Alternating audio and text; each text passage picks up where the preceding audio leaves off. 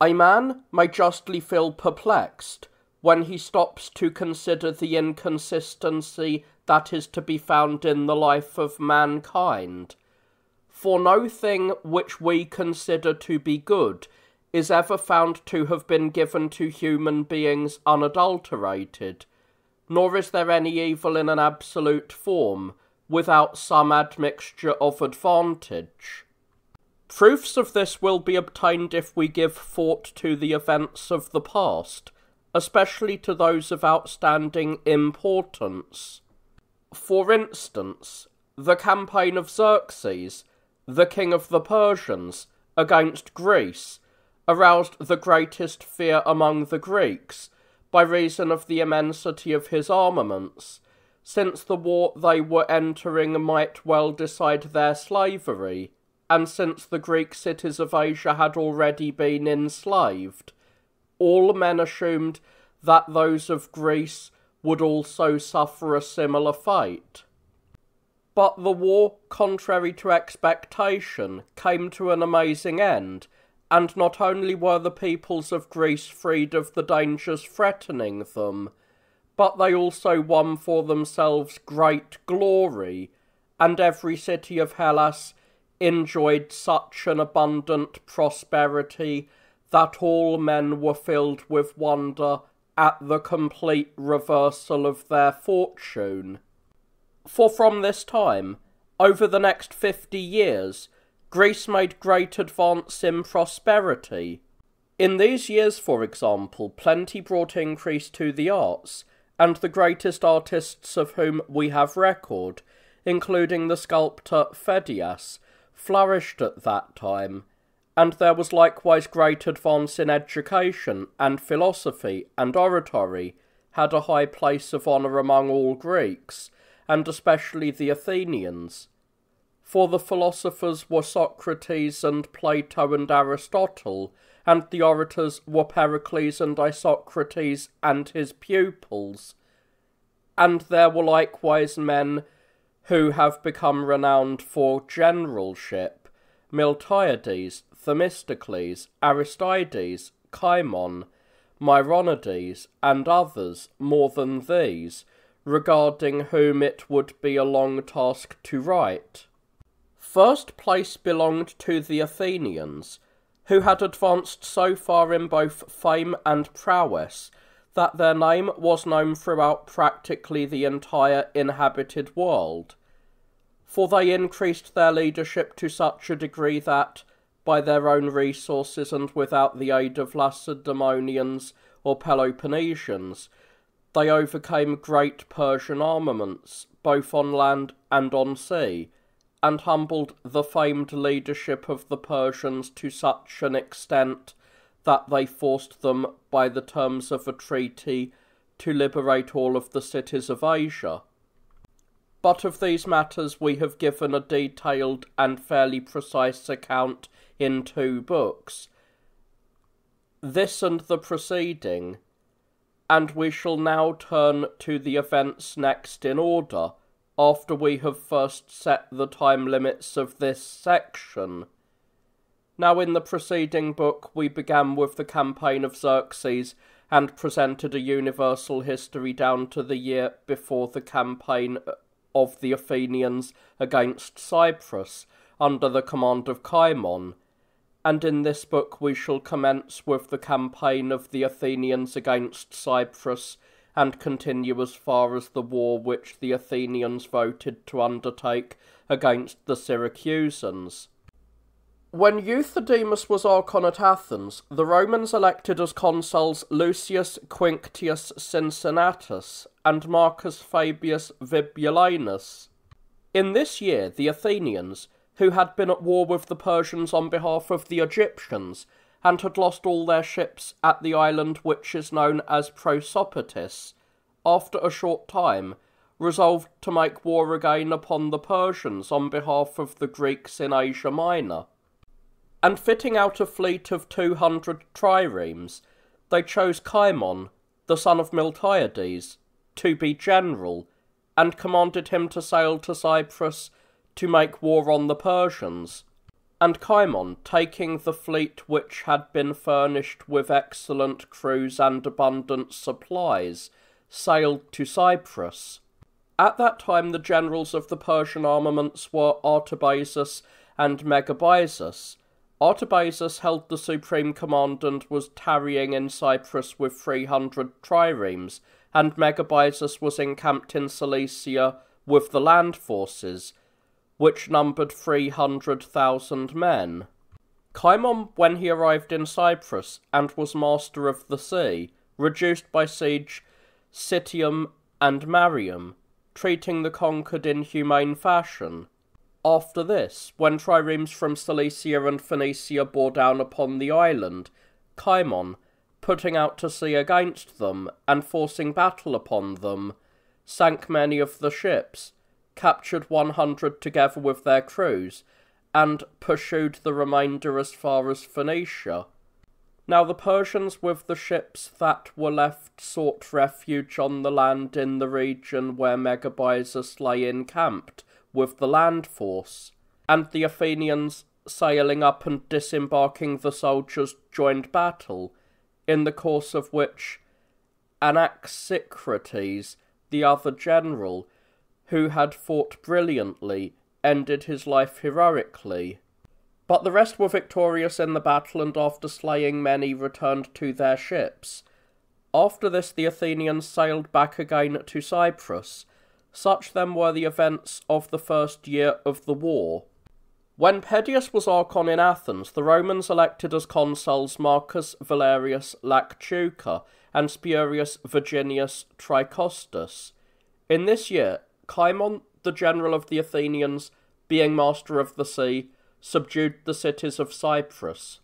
And since a large Persian garrison was there in Salamis, and the city was filled with missiles and arms of every description, and of grain and supplies of every other kind, he decided that it would be to his advantage to reduce it by siege.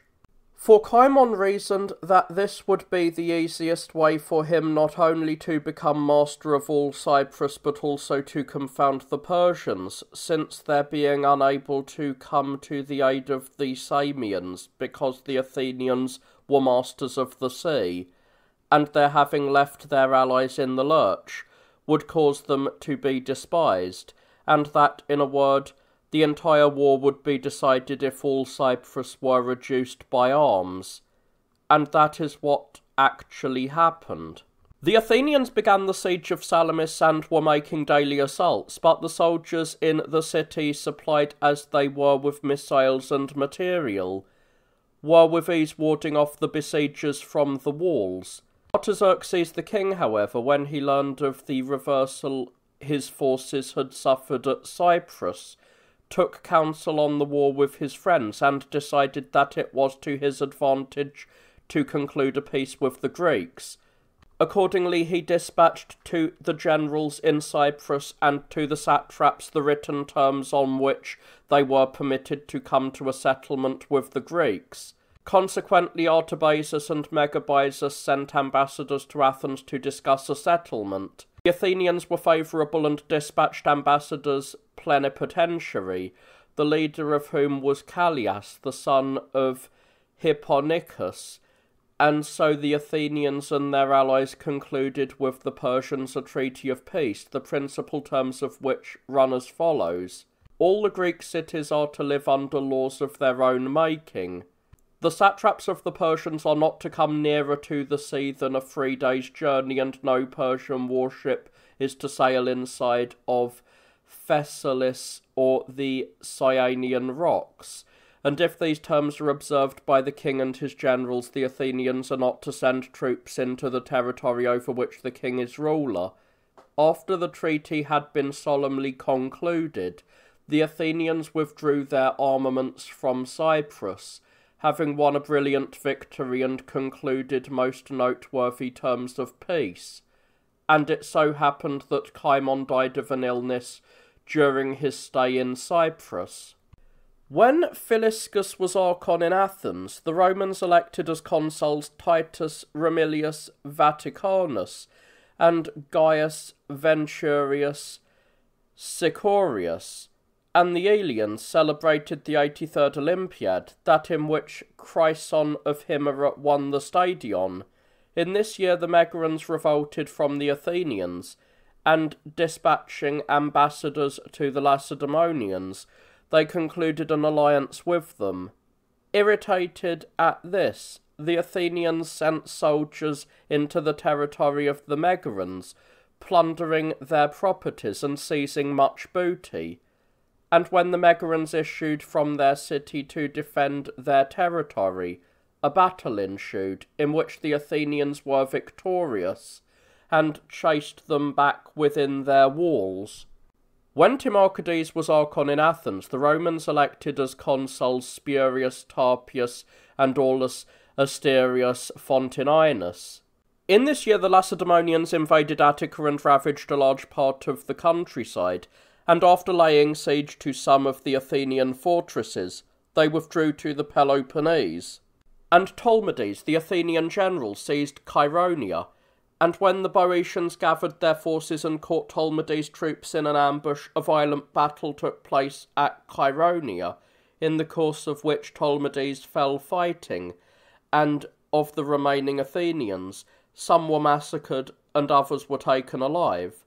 The result of a disaster of such magnitude was that the Athenians were compelled to allow all the cities throughout Boeotia to live under laws of their own making, in order to get back their captured citizens. When Callimachus was Archon in Athens, the Romans elected as consuls Sextus Quinctius and Trigeminus. In this year, since the Athenians had been weakened in Greece because of their defeat in Boeotia at Chaeronea, many cities revolted from them. Since the inhabitants of Euboea were taking the lead in the revolution, Pericles, who had been chosen general, made a campaign against Euboea with a strong force, and, taking the city of Hysteria by storm, he removed the inhabitants from their native city, and the other cities he terrified and forced back into obedience to the Athenians.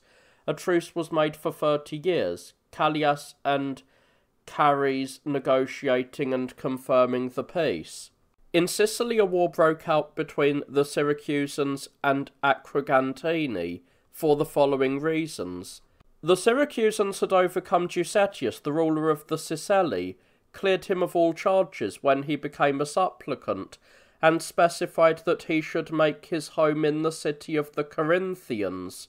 But after Giussetius had spent a short time in Corinth, he broke the agreement, and, on the plea that the gods had given him an oracular reply that he should found a city on the fair shore of Sicily, he sailed to the island with a number of colonists.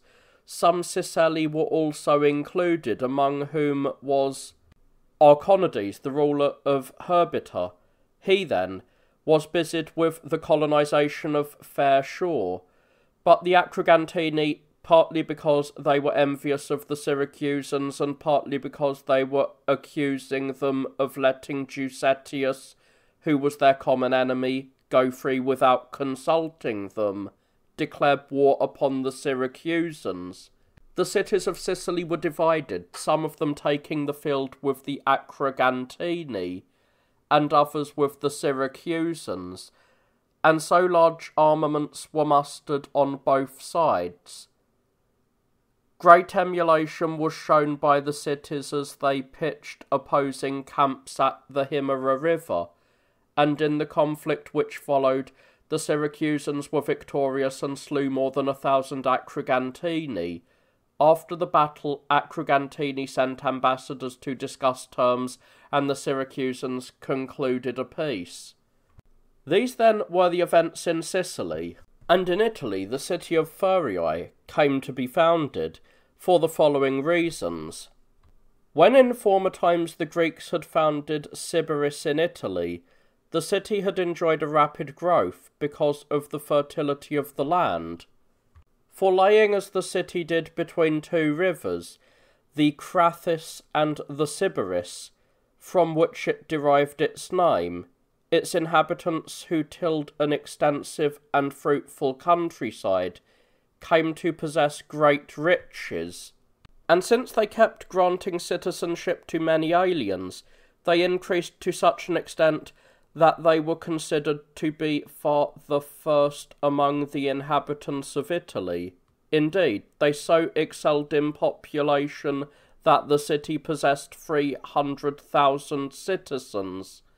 Now there arose among the Sybarites a leader of the people named Tellus, who brought charges against the most influential men and persuaded the Sybarites to exile the 500 wealthiest citizens and confiscate their estates. And when these exiles went to Croton and took refuge at the altars in the marketplace, Tellus dispatched ambassadors to the Crotoniates, commanding them either to deliver up the exiles or to expect war. An assembly of the people was convened, and deliberation proposed on the question whether they should surrender the supplicants to the Sybarites or face a war with a superior foe, and the council and people were at a loss what to do. At first, the sentiments of the masses from fear of the war leaned towards handing over the supplicants, but after this, when Pythagoras the philosopher advised that they grant safety to the supplicants, they changed their opinion and accepted the war on behalf of the safety of the supplicants. When the Sybarites advanced against them with 300,000 men, the Crotoniates opposed them with 100,000 under the command of Milo the athlete, who by reason of his great physical strength was the first to put to flight his adversaries. For we are told that this man, who had won the prize in Olympia 6 times and whose courage was of the measure of his physical body, came to battle wearing his Olympic crown, and equipped with the gear of Hercules, lion's skin and club, and he won the admiration of his fellow citizens as responsible for their victory. Since the Crotoniates in their anger would take no prisoners, but slew all who fell into their hands in the flight, the larger number of the Sybarites perished, and they plundered the city of Sybaris and laid it entirely waste. 58 years later, Thessalians joined in settling the city, but after a little while they were driven out by the Crotoniates, in the period we are now discussing. And shortly thereafter, the city was moved to another site and received another name, its founders being Lampon and Xenocritus. The circumstances of its founding were as follows. The Sybarites, who were driven a second time from their native city, dispatched ambassadors to Greece, to the Lacedaemonians and to the Athenians, requesting that they assist the repatriation and take part in the settlement. Now the Lacedaemonians paid no attention to them, but the Athenians promised to join in the enterprise, and they manned 10 ships, and sent them to the Sybarites under the leadership of Lampon and Xenocritus. They further sent word to the several cities of the Peloponnese, offering a share in the colony to anyone who wished to take part in it. Many accepted the offer and received an oracular response from Apollo that they should found a city in the place where there would be water to drink in due measure, but bread to each without measure. They put in at Italy, and arriving at Sybaris they set about hunting the place which the god had ordered them to colonize. Having found not far from Sybaris a spring called Thuria, which had a bronze pipe, which the natives of the region called Medimons, and believing this to be the place which the god had pointed out, they threw a wall around it, and founding a city there, they named it Thurium for the spring. They divided the city lengthwise by 4 streets, the first of which they named Heraclea, the second Aphrodisia, the third Olympias, and the fourth Dionysus, and breadthwise they divided it by 3 streets, of which the first they named Heroa, the second Thuria, and the last Thurina. And since the quarters formed by these streets were filled with dwellings, the construction of the city appeared to be good. For a short time only did the Thurians live together in peace, and then they fell into serious civil strife, not without reason. The former Sybarites, it appears, were assigned the most important offices to themselves, and the lower ones to the citizens who had been enrolled later. Their wives they also thought should enjoy precedence among the citizenesses in the offering of sacrifices to the gods, and the wives of the latter citizens should take second place to them. Furthermore, the land lying near the city they were portioning out in allotments among themselves, and the most distant land to the newcomers. And when a division arose for the causes we have mentioned, the citizens who had been added to the rolls after the others, being more numerous and more powerful, put to death practically all the original Sybarites, and took upon themselves the colonization of the city. Since the countryside was extensive and rich, they sent for colonists in large numbers from Greece, and to these they assigned parts of the city and gave them equal shares of the land.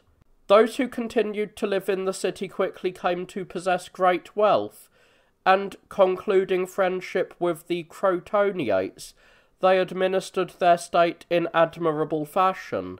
Establishing a democratic form of government, they divided the citizens into 10 tribes, to each of which they assigned a name based on the nationality of those who constituted it. 3 tribes composed of people gathered from the Peloponnese. They named the Arcadian, the Achaean, and the Aelian. The same number gathered from related peoples living outside the Peloponnese. They named the Boeotian, Amphicottonian, and Dorian, and the remaining 4, constituted from any other peoples, the Ionian, the Athenian, the Euboean, and the Islander. They also chose for their lawgiver the best man among such of their citizens as were admired for their learning, this being Charondas. He, after examining the legislations of all peoples, singled out the best principles and incorporated them in his laws, and he also worked out many principles which were his own discovery, and these it is not foreign to our purpose to mention for the edification of our readers.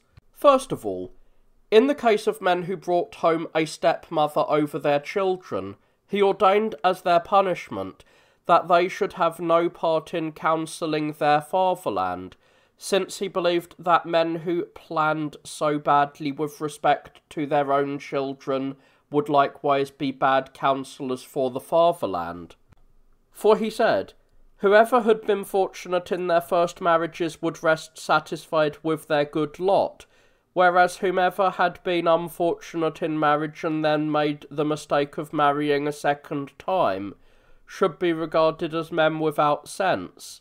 Men who had been found guilty of false accusation should, he decreed, wherever they went a wreath of tamarisk, in order that they might show to all their fellow citizens that they had won the highest prize for wickedness.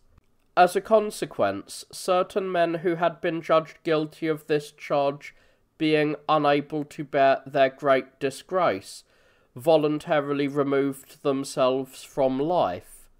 When this took place, every man who had made a practice of false accusations was banished from the city, and the government enjoyed a blessed life of freedom from this evil. Chironidas also wrote a unique law on evil association, which had been overlooked by all other lawgivers.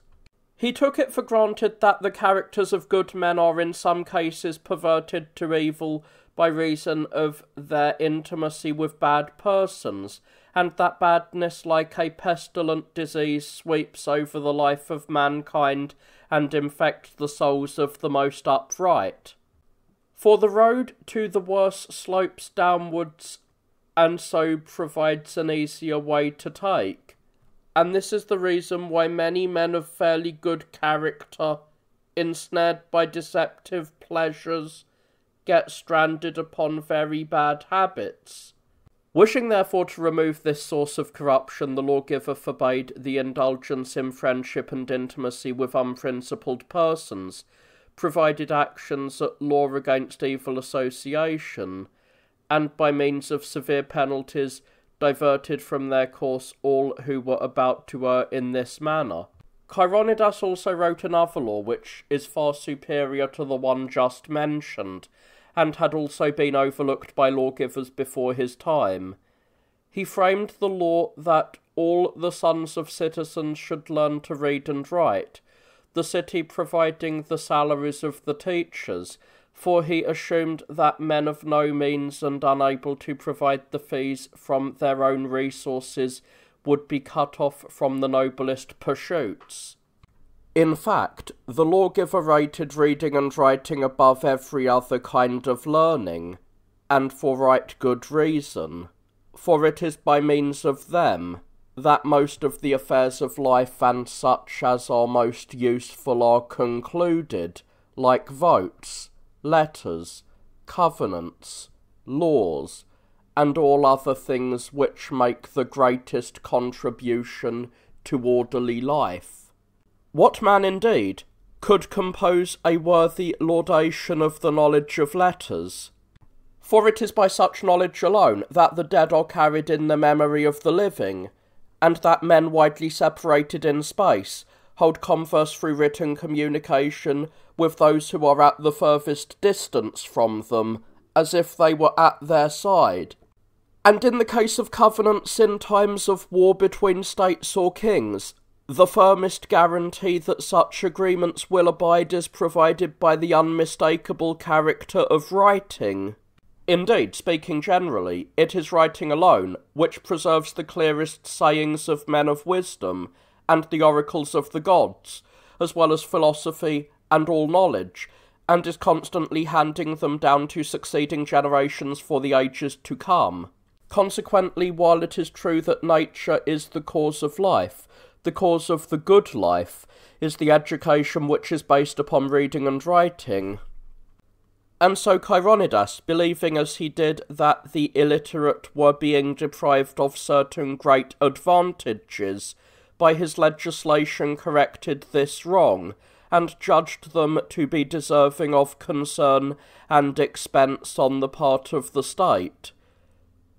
And he so far excelled former lawgivers who had required that private citizens, when ill, should enjoy the service of physicians at state expense, that whereas those legislators judged men's bodies to be worthy of healing, he gave healing to the souls, which were in distress through want of education, and whereas it is our prayer that we may never have need of those physicians, it is our heart's desire that all our time may be spent in the company of teachers of knowledge. To both the matters we have mentioned above, many poets have borne witness in verse to the law on evil association as follows: The man who takes delight in converse with the base, I never ask his kind, aware, he's just like those with whom he likes to be. To the law he proclaimed on a stepmother as follows: Chironidas, giver of laws, so men relate in legal code, says many things, but this above all else, let him who on his offspring a second mother foists be held without esteem, nor count among his countrymen for aught, since it's a bane that he hath brought from alien source upon his own affairs. For if he says to him, you fortunate were when wedded first, forbear when you're well off, and if your luck was bad, a madman's act it surely is to try a second wife, for in truth the man who errs twice in the same matter may justly be considered a fool. And Philemon, the writer of comedy, when introducing men who repeatedly sail the seas after commending the law, says, Amazement holds me no longer if a man has gone to sea, but if he's done it twice. Similarly, One may say that one is not amazed if a man has married, but if he has married a second time, for it is better to expose oneself twice to the sea than to a woman. Indeed, the greatest and most grievous quarrels in homes between children and fathers are caused by stepmothers, and this fact is the cause of many lawless acts which are portrayed in tragic scenes upon the stage. Chironidas also wrote another law which merits approbation, that which deals with the protection of orphans. On the surface this appears to contain nothing unusual or worthy of approbation, but when it is scrutinized more closely and examined with care, it indicates not only earnest study, but also a high claim to regard, for his law provided that the property of orphans should be managed by the next of kin on the father's side, but that the orphans should be reared by their relatives on the mother's side. Now at first glance a man sees nothing wise or outstanding in this law, but when it is explored deeply it is found to be justly worthy of praise, for if the reason is sought out why he entrusted the property of orphans to one group and the rearing of them to another, the lawgiver is seen to have shown an unusual kind of ingenuity.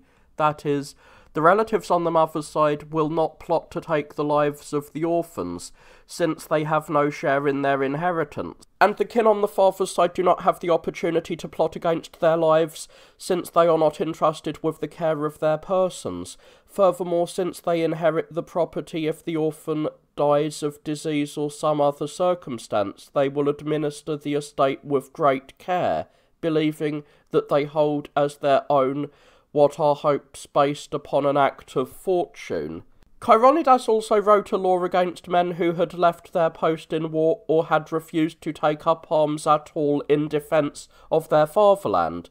Other lawmakers had made death the punishment of such men, but Chironidas ordered that they should sit for 3 days in the marketplace dressed in women's clothes, and this law is not only more humane than those of other peoples, but it also imperceptibly, by the severity of the disgrace it inflicts, diverts others of like mind from cowardice, for it is better to die than to experience such a gross indignity in one's fatherland.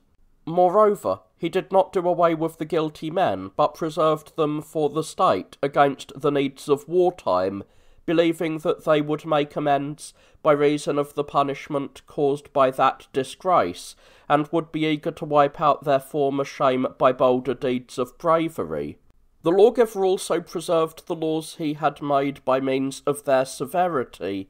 That is, he commanded that under every circumstance obedience should be rendered to the law even if it had been altogether wrongly conceived, but he allowed any law to be corrected, if it needed correction. For he took the position that although it was right enough that a man should be overruled by a lawgiver, to be overruled by one in private station was quite preposterous, even if that serves the general interest. And it was especially by this means that he prevented men who present in jury courts the pretences and cunning devices of those who have violated the laws in place of the literal terms of the laws from destroying by inventive sophistries their supremacy. As a consequence, we are told, to certain men who had offered such arguments before the jurors who were passing on the punishment of men who had violated the law, he said, "You must save either the law or the man." But the most amazing legislation of Chironidas, we are told, was that which related to revision of the laws. Observing that in most states the multitude of men who keep endeavouring to revise the laws led continually to the vitiation of the previous existing body of the laws, and incite the masses to civil strife, he wrote a law which was peculiar and altogether unique. He commanded namely that the man who proposed to revise any law should put his neck in a noose at the time he made his proposal of a revision, and remain in that position until the people had reached a decision on the revision of the law, and if the Assembly approved the revised law, the introducer was to be freed of the noose, but if the proposal of revision did not carry, the noose was to be drawn and the man died on the spot.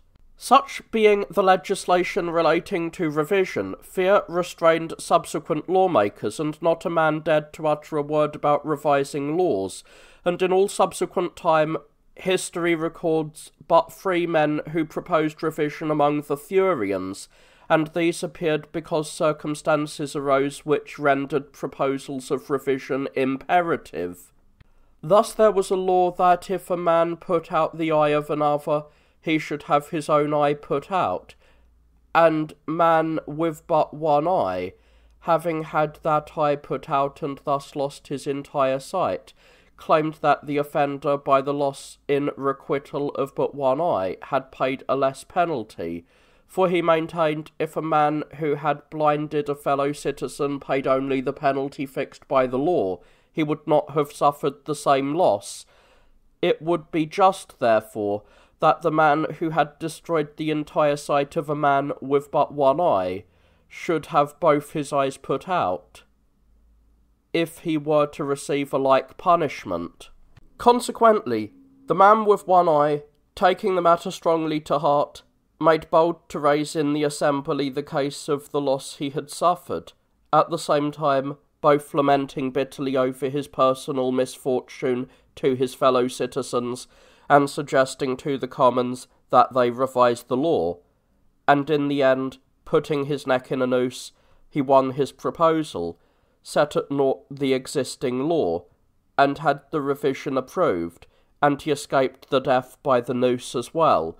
A second law which gave a wife the right to divorce her husband and marry whomever she chose was also revised. A certain man who was well advanced in years and had a wife who was younger than he, and had left him, proposed to the Thurians that they revise the law by the added provision that the wife who leaves a husband may marry whomever she chooses, provided the man is not younger than her former husband, and that likewise, if a man sends his wife away, he may not marry a woman younger than the wife whom he had sent away. The elderly man won his proposal and set at naught the former law, also escaping the peril of the noose which threatened him, and his wife, who had thus been prevented from living with a younger husband, married again the man she had left. A third law to be revised had to do with heiresses, and is also found in the legislation of Solon.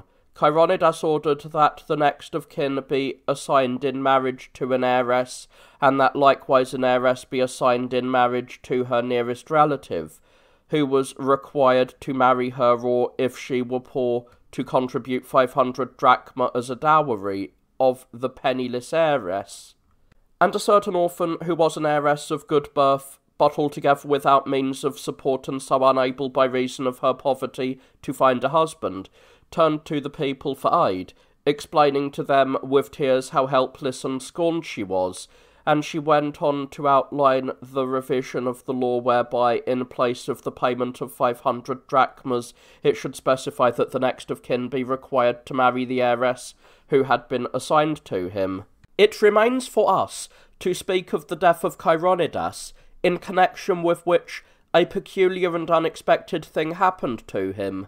He had set out to the country carrying a dagger because of the robbers, and on his return the assembly was in session, and the commons were in an uproar, whereupon he approached it because he was curious about the matter in dispute, but he had made a law that no man should enter the assembly carrying a weapon, and since he had forgotten he was carrying a dagger at his side, he provided certain of his enemies with an occasion to bring an accusation against him. And when one of them said, "You have annulled your own law," he replied, "Not so, by Zeus, I will uphold it," and drawing the dagger he slew himself. Some historians, however, attribute this act to Diocles, the lawgiver of the Syracusans, but now that we have discoursed at sufficient length upon Chironidas, the lawmaker, We wish to speak briefly also of the lawmaker Zaleucus, since the two men not only followed similar principles of life, but were also natives of neighbouring cities. Now Zaleucus was by birth a Locrian of Italy, a man of noble family, admired for his education and a pupil of the philosopher Pythagoras. Having been accorded high favour in his native city, he was chosen lawmaker and committed to writing a thoroughly novel system of law, making his beginning first of all with the gods of the heavens.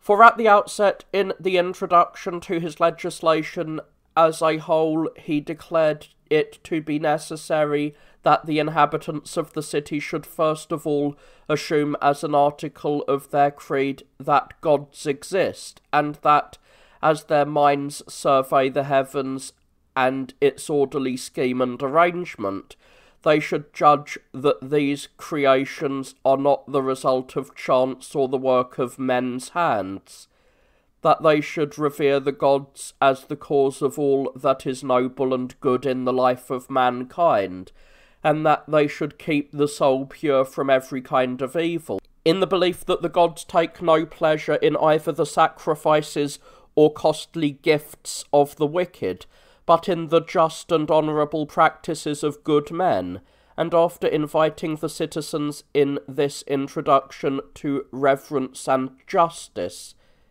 he appended the further command that they should consider no one of their fellow citizens as an enemy with whom there can be no reconciliation, and that the quarrel be entered into with the thought that they will again come to agreement and friendship, and that the one who acts otherwise should be considered by his fellow citizens to be savage and untamed of soul.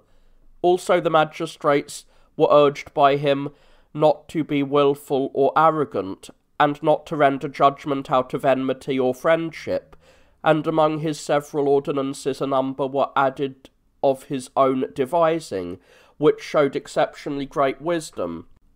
To cite examples, whereas everywhere else wayward wives were required to pay fines, Zaleucus stopped their licentious behaviour by a cunningly devised punishment.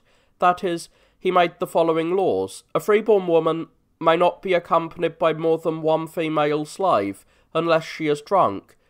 She may not leave the city during the night unless she is planning to commit adultery.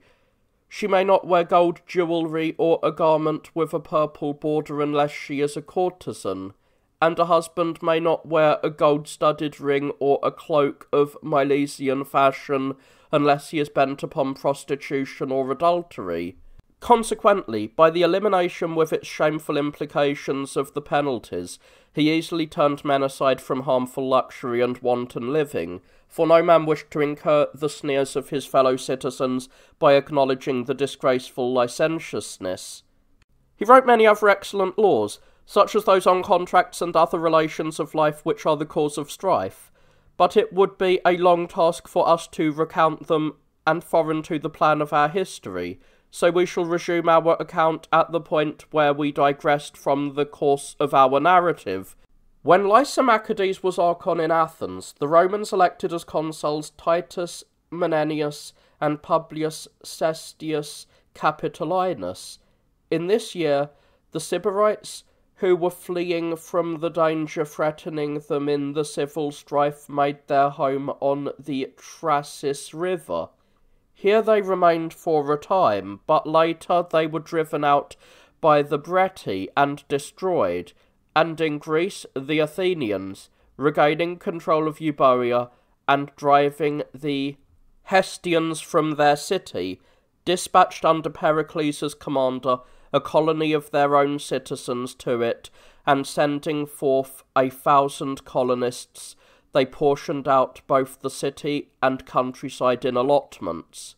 When Praxiteles was Archon in Athens, the 84th Olympiad was celebrated, that in which Chryson of Himera won the stadion, and in Rome the following 10 men were elected to draft laws: Publius Clodius Regillianus, Titus Minucius, Spurius Veturius, Gaius Julius, Gaius Sulpicius, Publius Cestius, Romulus, Spurius Postumius Calvinus. These men drew up the laws. This year the Thurians and the Tarentini handle up continuous warfare and ravaged each other's territory both by land and by sea. They engaged in many light battles and skirmishes, but accomplished no deed worthy of mention. When Lysanias was Archon in Athens, the Romans again chose 10 men as lawmakers: Appius Clodius, Marcus Cornelius, Lucius Minucius, Gaius Sergius, Quintus Publius, Manius Rebellius, and Spurius Veturius. These men, however, were not able to complete the codification of the laws. One of them had conceived a passion for a maiden who was penniless but of good family, and at first he tried to seduce the girl by means of money. But when she would have nothing to do with him, he sent an agent to her home with orders to lead her off into slavery. The agent, claiming that she was his own slave, brought her, serving in that capacity before the magistrate, in whose court Appius charged her with being his slave. And when the magistrates had listened to the charge and handed the girl over to him, the agent led her off as his own slave. The maiden's father, who had been present at the scene and had complained bitterly of the injustice he had suffered, since no attention had been paid to him, passed, as it happened, a butcher's shop, and snatching up the cleaver lying on the block, he struck his daughter with it and killed her to prevent her experiencing the violation which awaited her. Then he rushed out of the city and made his way to the army, which was encamped at the time on Mount Algidus, as it is called. There he laid his case before the common soldiers, denouncing with tears the misfortune that had befallen him, and won their complete pity and great sympathy. The entire body sallied forth to bring help to the unfortunates, and burst into Rome during the night fully armed. There they seized the hill known as the Aventine. When with the day the hatred of the soldiers towards the evil which had been done became known, the 10 lawmakers, rallying to the aid of their fellow magistrate, collected a body of young men, with the intention of settling the issue by a test of arms. Since a great spirit of contention now threatened the state, the most respectable citizens, foreseeing the greatness of the danger, acted as ambassadors between both parties to reach an agreement, and begged them with great earnestness to cease from the civil discord, and not plunge their fatherland into such serious distress. In the end, all were won over, and a mutual agreement was reached as follows: that 10 tribunes should be elected who should wield the highest authority among the magistrates of the state, and should act as guardians of the freedom of the citizens, and that of the annual consuls 1 should be chosen from the patricians, and 1, without exception, should be taken from the plebeians, the people having the power to choose even both consuls from the plebeians. This they did in their desire to weaken the supremacy of the patricians, for the patricians, by reason both of their noble birth and of the great fame that came down to them from their ancestors, were lords, one might say, of the state. It was furthermore stipulated in the agreement that when tribunes had served their year of office, they should see that an equal number of tribunes were appointed in their place, and that if they failed to do this, they could be burned alive. Also, in case the tribunes could not agree among themselves, the will of the interceding tribune must not be prevented. Such, then, we find, was the conclusion of the civil discord in Rome. When Dilphius was Archon in Athens, the Romans elected as consuls Marcus Horatius and Lucius Valerius Turpinus. In Rome during this year, since the legislation remained unfinished because of the civil discord, the consuls brought it to a conclusion. That is, of the 12 tables, as they are called, 10 had been drawn up, and the consuls wrote into law the 2 remaining. And the legislation as it was drawn up, since it is couched in such brief and pithy language, has continued to be admired by men down to our own day. While the events we have described were taking place, the greater number of the nations of the inhabited world were quiet, practically all of them being at peace, for the Persians had 2 treaties with the Greeks, one with the Athenians and their allies, according to which the Greek cities of Asia were to live under laws of their own making, and they also concluded one later with the Lacedaemonians, in which exactly the opposite terms had been incorporated, whereby the Greek cities of Asia were to be subject to the Persians.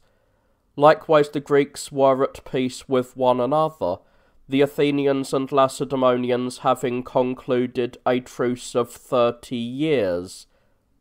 Affairs likewise in Sicily also were in a peaceful state, since the Carthaginians had made a treaty with Gelon. The Greek cities of Sicily had voluntarily conceded the hegemony to the Syracusans, and the Acragantini, after their defeat at the river Himera, had come to terms with the Syracusans. There was quiet also among the peoples of Italy and Celtica, as well as over Iberia and almost all of the rest of the inhabited world. Consequently, no deed of arms worthy of mention was accomplished in this period. A single peace prevailed, and festive gatherings, sacrificial festivals of the gods, and everything else which accompanies a life of felicity prevailed among all mankind. When Timocles was Archon in Athens, the Romans elected as consuls Lars Herminius and Titus Stertinius Structor. In this year the Samians went to war with the Milesians because of a quarrel over Priene, and when they saw that the Athenians were favouring the Milesians, they revolted from the Athenians, who thereupon chose Pericles as general, and dispatched him with 40 ships against the Samians. And sallying forth against Samos, Pericles got into the city and mastered it, and then established a democracy in it. He exacted of the Samians 80 talents, and took an equal number of their young men as hostages, whom he put in the keeping of the Lemnians. Then, after having finished everything in a few days, he returned to Athens. But civil discord arose in Samos, one party preferring the democracy and the other wanting an aristocracy, and the city was in utter tumult. The opponents of the democracy crossed over to Asia and went on to Sardis to get aid from Pissuthnes, the Persian satrap.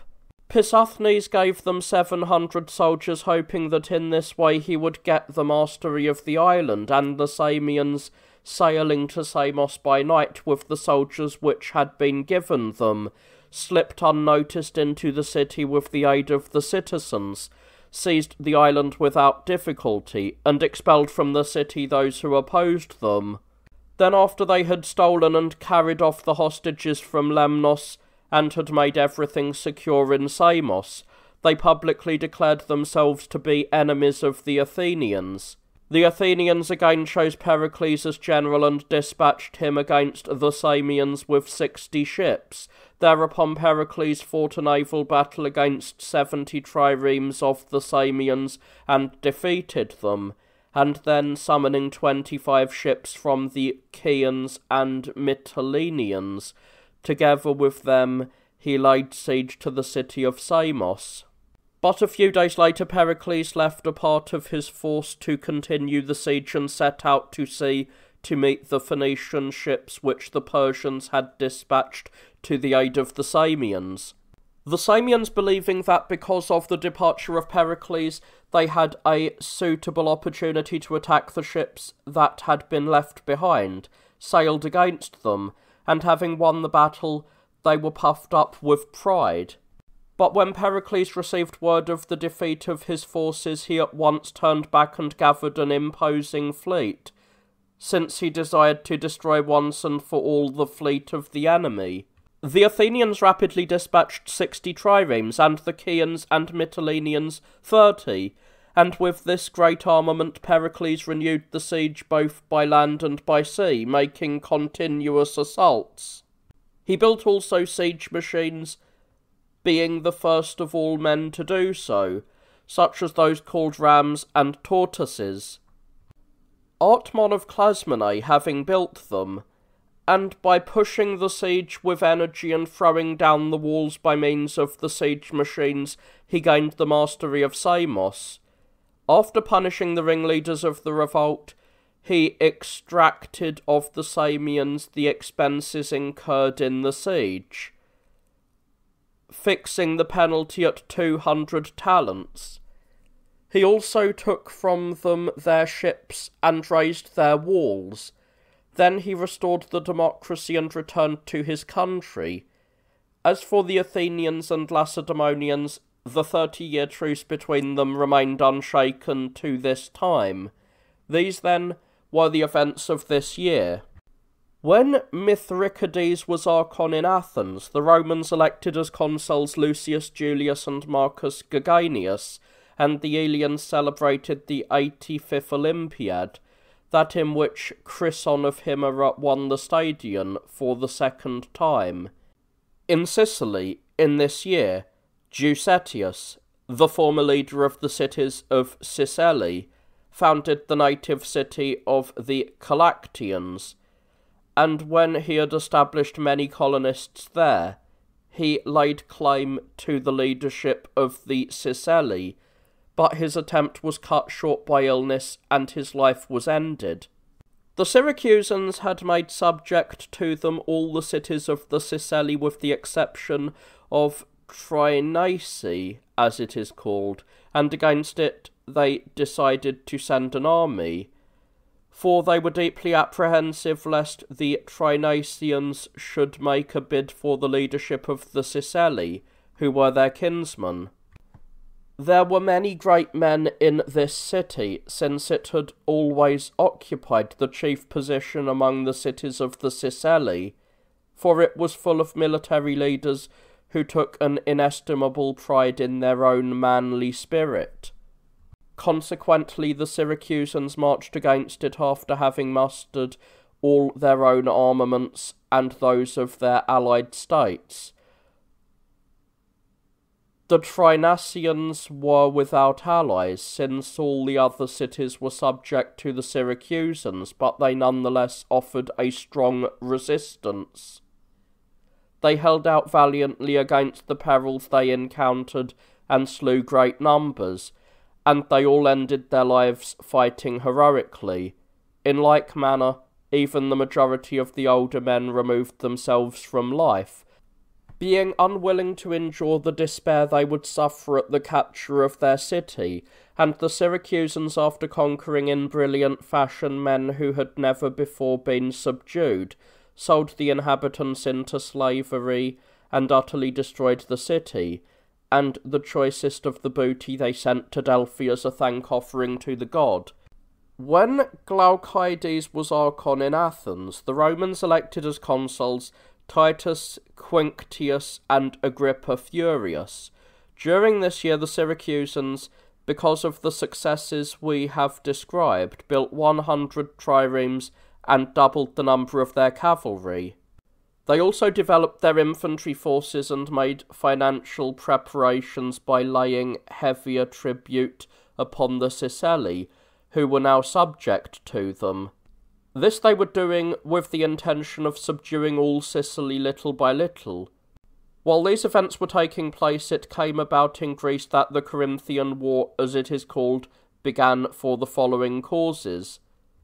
Civil strife broke out among the Epidamnians who dwelt upon the Adriatic Sea and are colonists of the Circassians and Corinthians. The successful group sent into exile large numbers of their opponents, but the exiles gathered into one body, associated the Illyrians with themselves, and sailed together with them against Epidamnus. Since the barbarians had taken the field with a large army, had seized the countryside, and were infesting the city, the Epidamnians, who of themselves were not equal to them in battle, dispatched ambassadors to Corcyria, asking the Corcyrians on the grounds of kinship to come to their aid. When the Corcyraeans paid no attention to their request, they sent ambassadors to seek an alliance with the Corinthians and declared Corinth to be their single mother city. At the same time, they asked for colonists, and the Corinthians, partly out of pity for the Epidamnians and partly out of hatred for the Corcyraeans, since they alone of the colonists who had gone from Corinth would not send the customary sacrificial animals to the mother city, decided to go to the aid of the Epidamnians.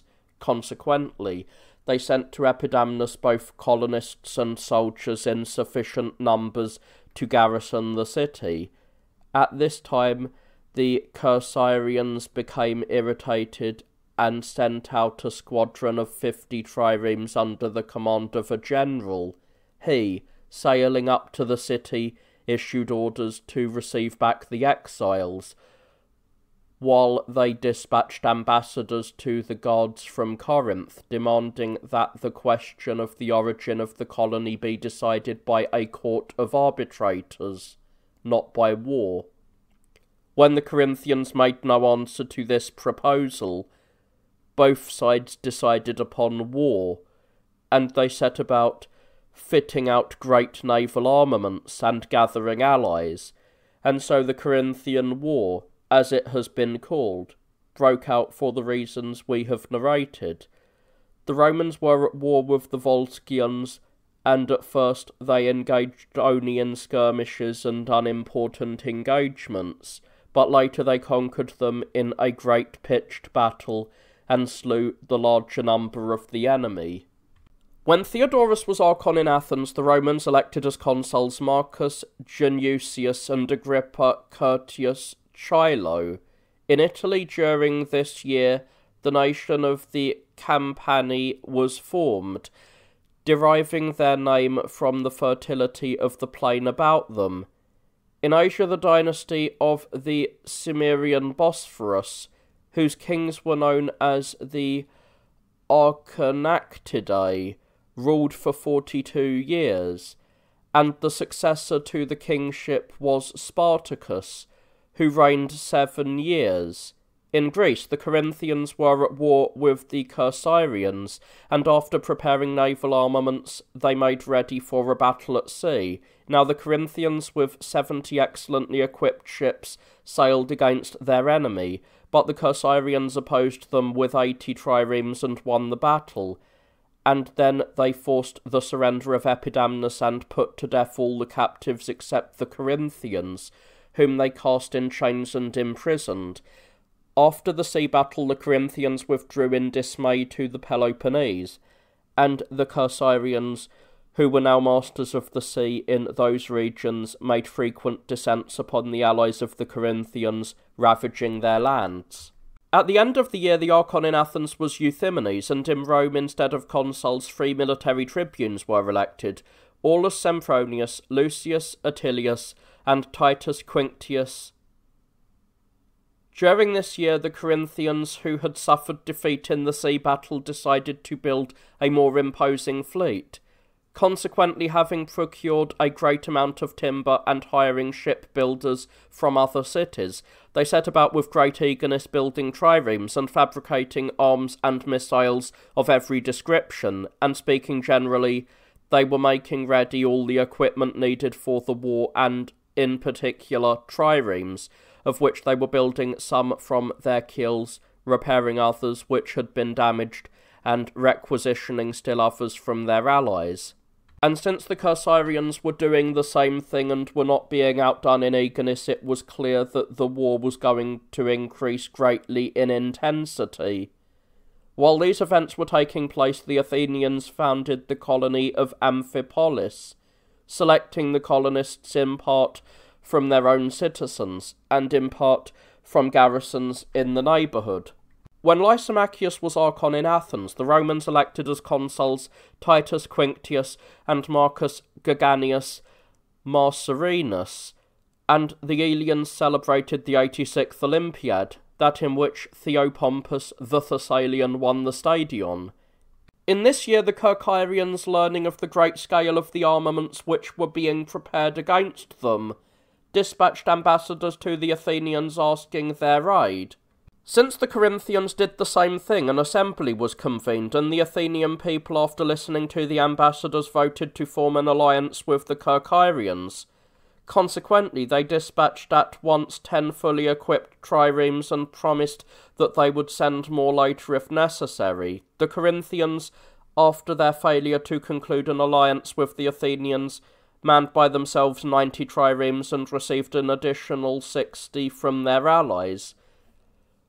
With therefore 150 fully equipped triremes, and after selecting their most accomplished generals, they put to sea against Kerkyra, having decided to join battle at once.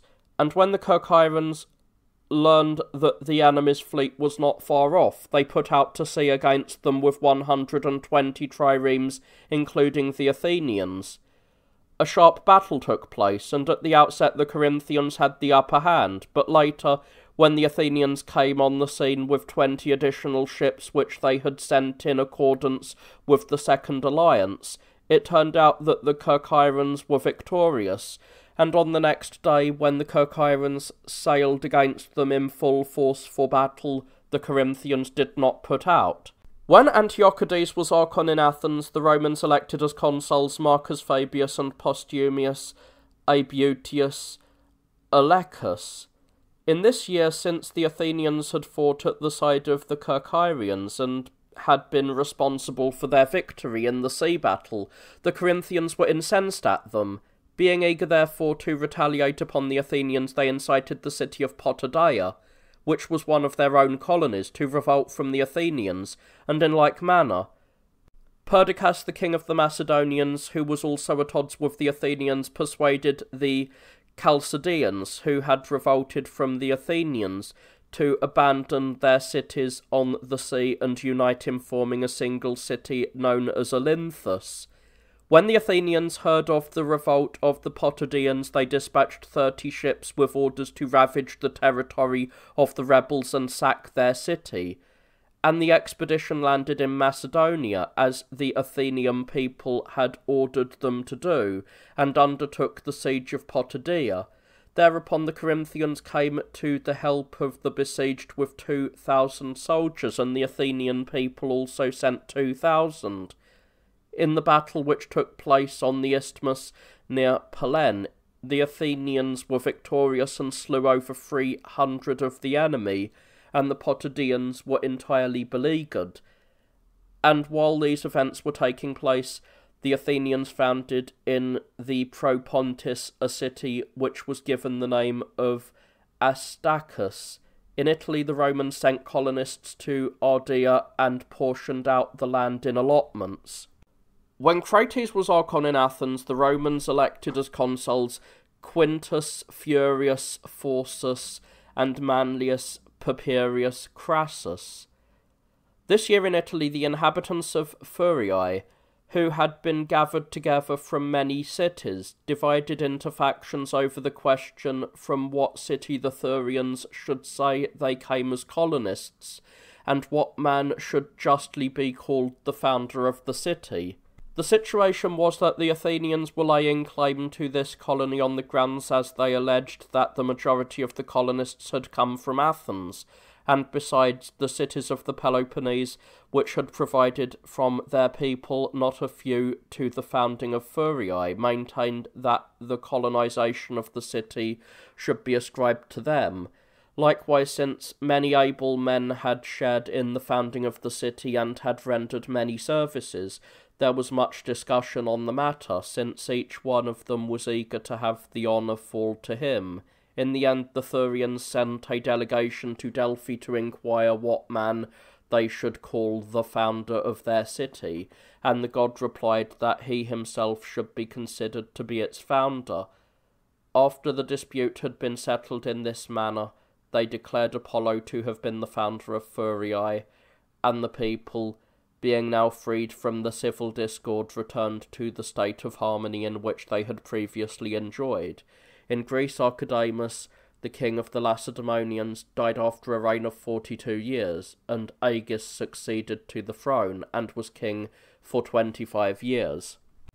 When Aspudes was archon in Athens, the Romans elected as consuls Titus Menenius and Proculus Gagenius Macrinus. During this year, Spartacus, the king of the Bosphorus, died after a reign of 7 years, and Seleucus succeeded to the throne and was king for 40 years. In Athens, Meton, the son of Pausanias, who had won fame for his study of the stars, revealed to the public his 19-year cycle, as it is called, the beginning of which he fixed on the 13th day of the Athenian month of Scyrophorion. In this number of years the stars accomplish their return to the same place in the heavens and conclude, as it were, the circuit of what may be called a great year. Consequently, it is called by some the year of Meton. And we find that this man was astonishingly fortunate in this prediction which he published, for the stars complete both their movement and their effects they produce in accordance with his reckoning. Consequently, even down to our own day, the larger number of the Greeks use the 19-year cycle and are not cheated of the truth. In Italy, the Tarentini removed the inhabitants of Cyrrhus, as it is called, from their native city, and adding to them colonists from their own citizens, they founded a city which they named Heraclea.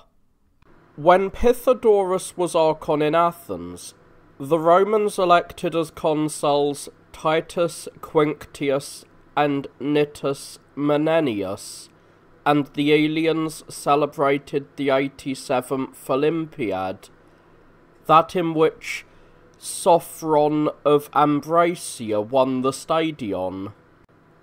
In Rome in this year, Spurius Maelius was put to death while striving for despotic power, and the Athenians, who had won a striking victory around Potidaea, dispatched a second general, Phormion, in the place of their general Callias, who had fallen on the field. After taking over the command of the army, Phormion settled down to the siege of the city of the Potidaeans, making continuous assaults upon it. But the defenders resisted with vigour, and the siege became a long affair. Thucydides the Athenian commenced his history with this year, giving an account of the war between the Athenians and the Lacedaemonians, the war which has been called the Peloponnesian. This war lasted 27 years, but Thucydides described 22 years in 8 books, or, as others divide it, in 9. When Euphrodimus was archon in Athens, the Romans elected in place of consuls 3 military tribunes, Manius Aemilianus Mamercus, Gaius Julius, and Lucius Quinctius. In this year there began the Peloponnesian War, as it has been called, between the Athenians and the Peloponnesians, the longest of all the wars which history records. And it is necessary and appropriate to the plan of our history to set forth at the outset the causes of the war. While the Athenians were still striving for the mastery of the sea, the funds which had been collected as a common undertaking and placed at Delos, amounting to some 8,000 talents, they had transferred to Athens, and given over to Pericles to guard. This man stood far above his fellow citizens in birth, renown, and ability as an orator, but after some time he had spent a very considerable amount of this money for his own purposes, and when he was called upon for an accounting he fell ill, since he was unable to render the statement of the moneys with which he had been entrusted. When he was worried over the matter, Alcibiades, his nephew, who was an orphan, and was being reared at the home of Pericles, though still a lad, showed him a way out of making an explanation of the use of the money.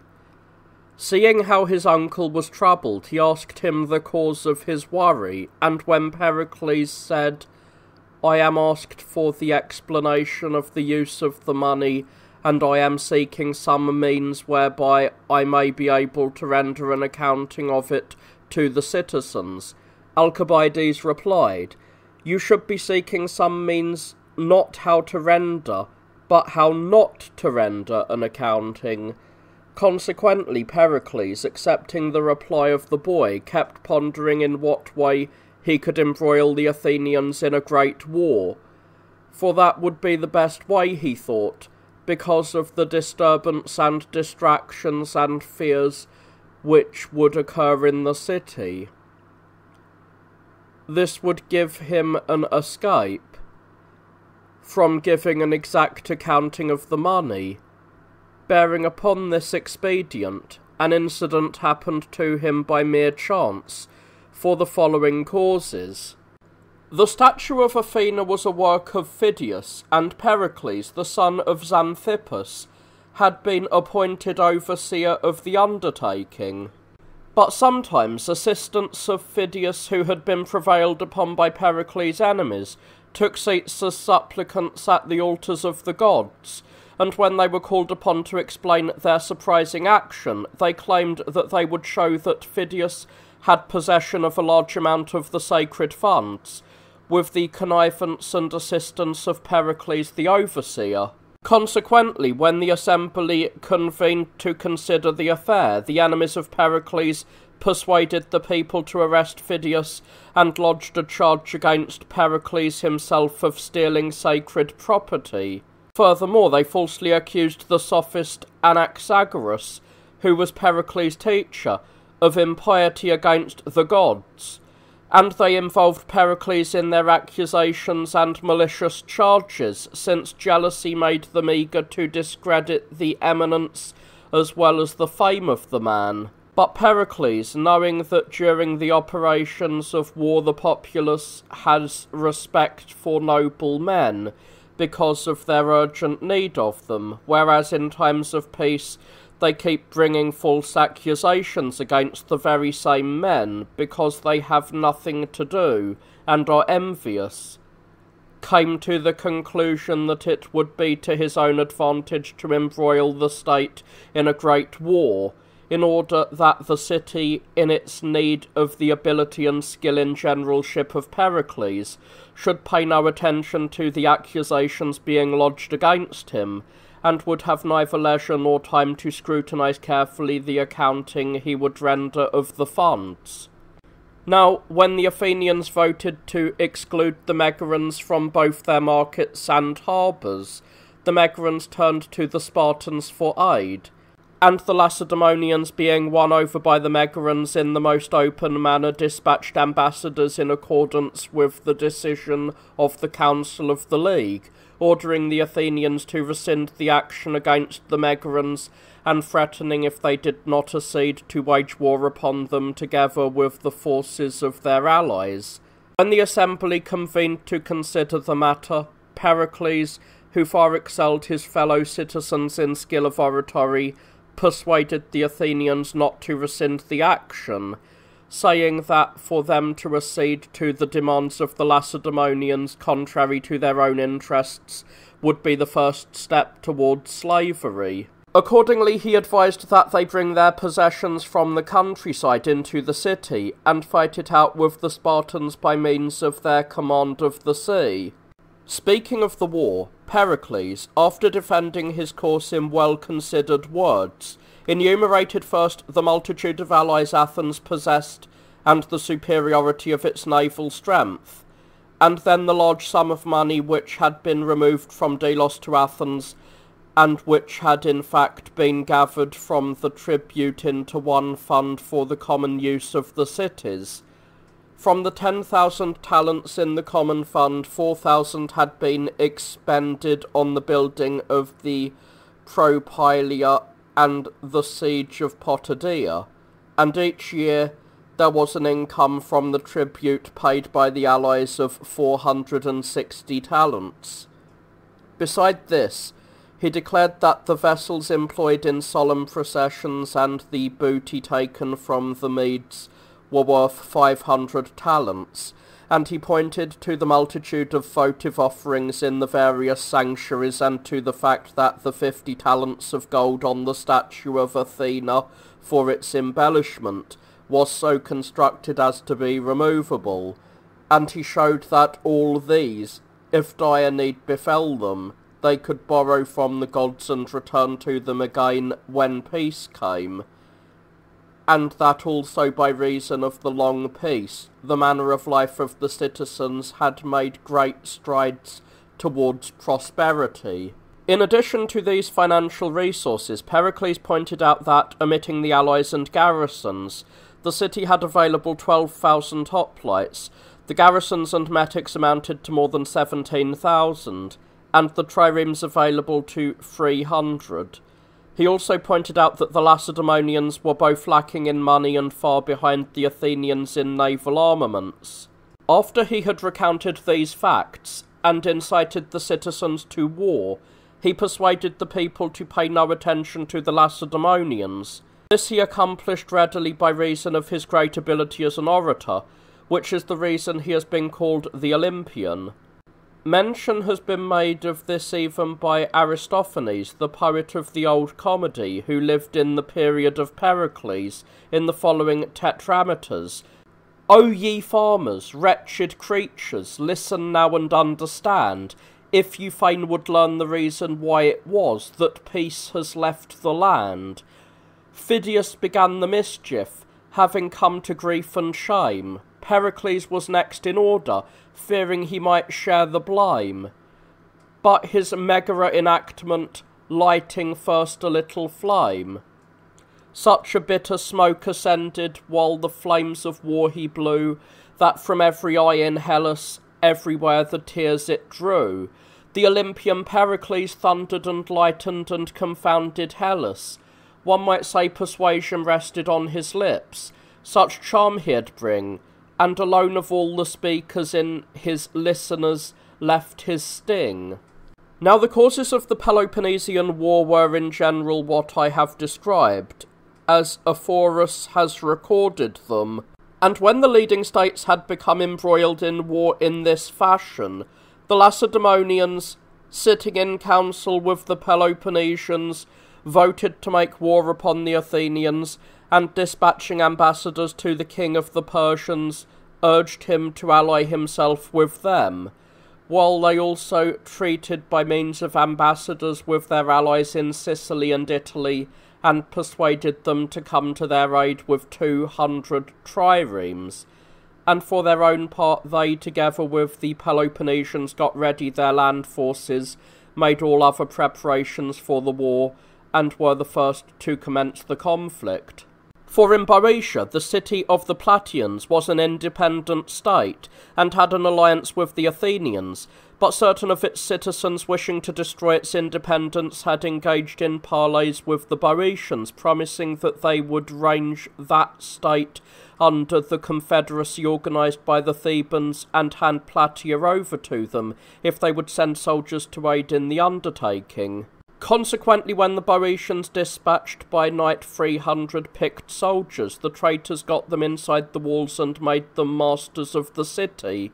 The Plataeans, wishing to maintain their alliance with the Athenians, since at first they assumed that the Thebans were present in full force, began negotiations with the captors of the city and urged them to agree to a truce.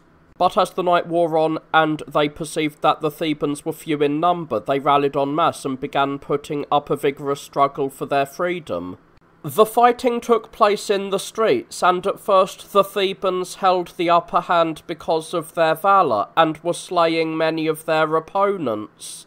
But when the slaves and children began pelting the Thebans with tiles from the houses and wounding them, they turned in flight, and some of them escaped from the city to safety, but some who found refuge in a house were forced to give themselves up.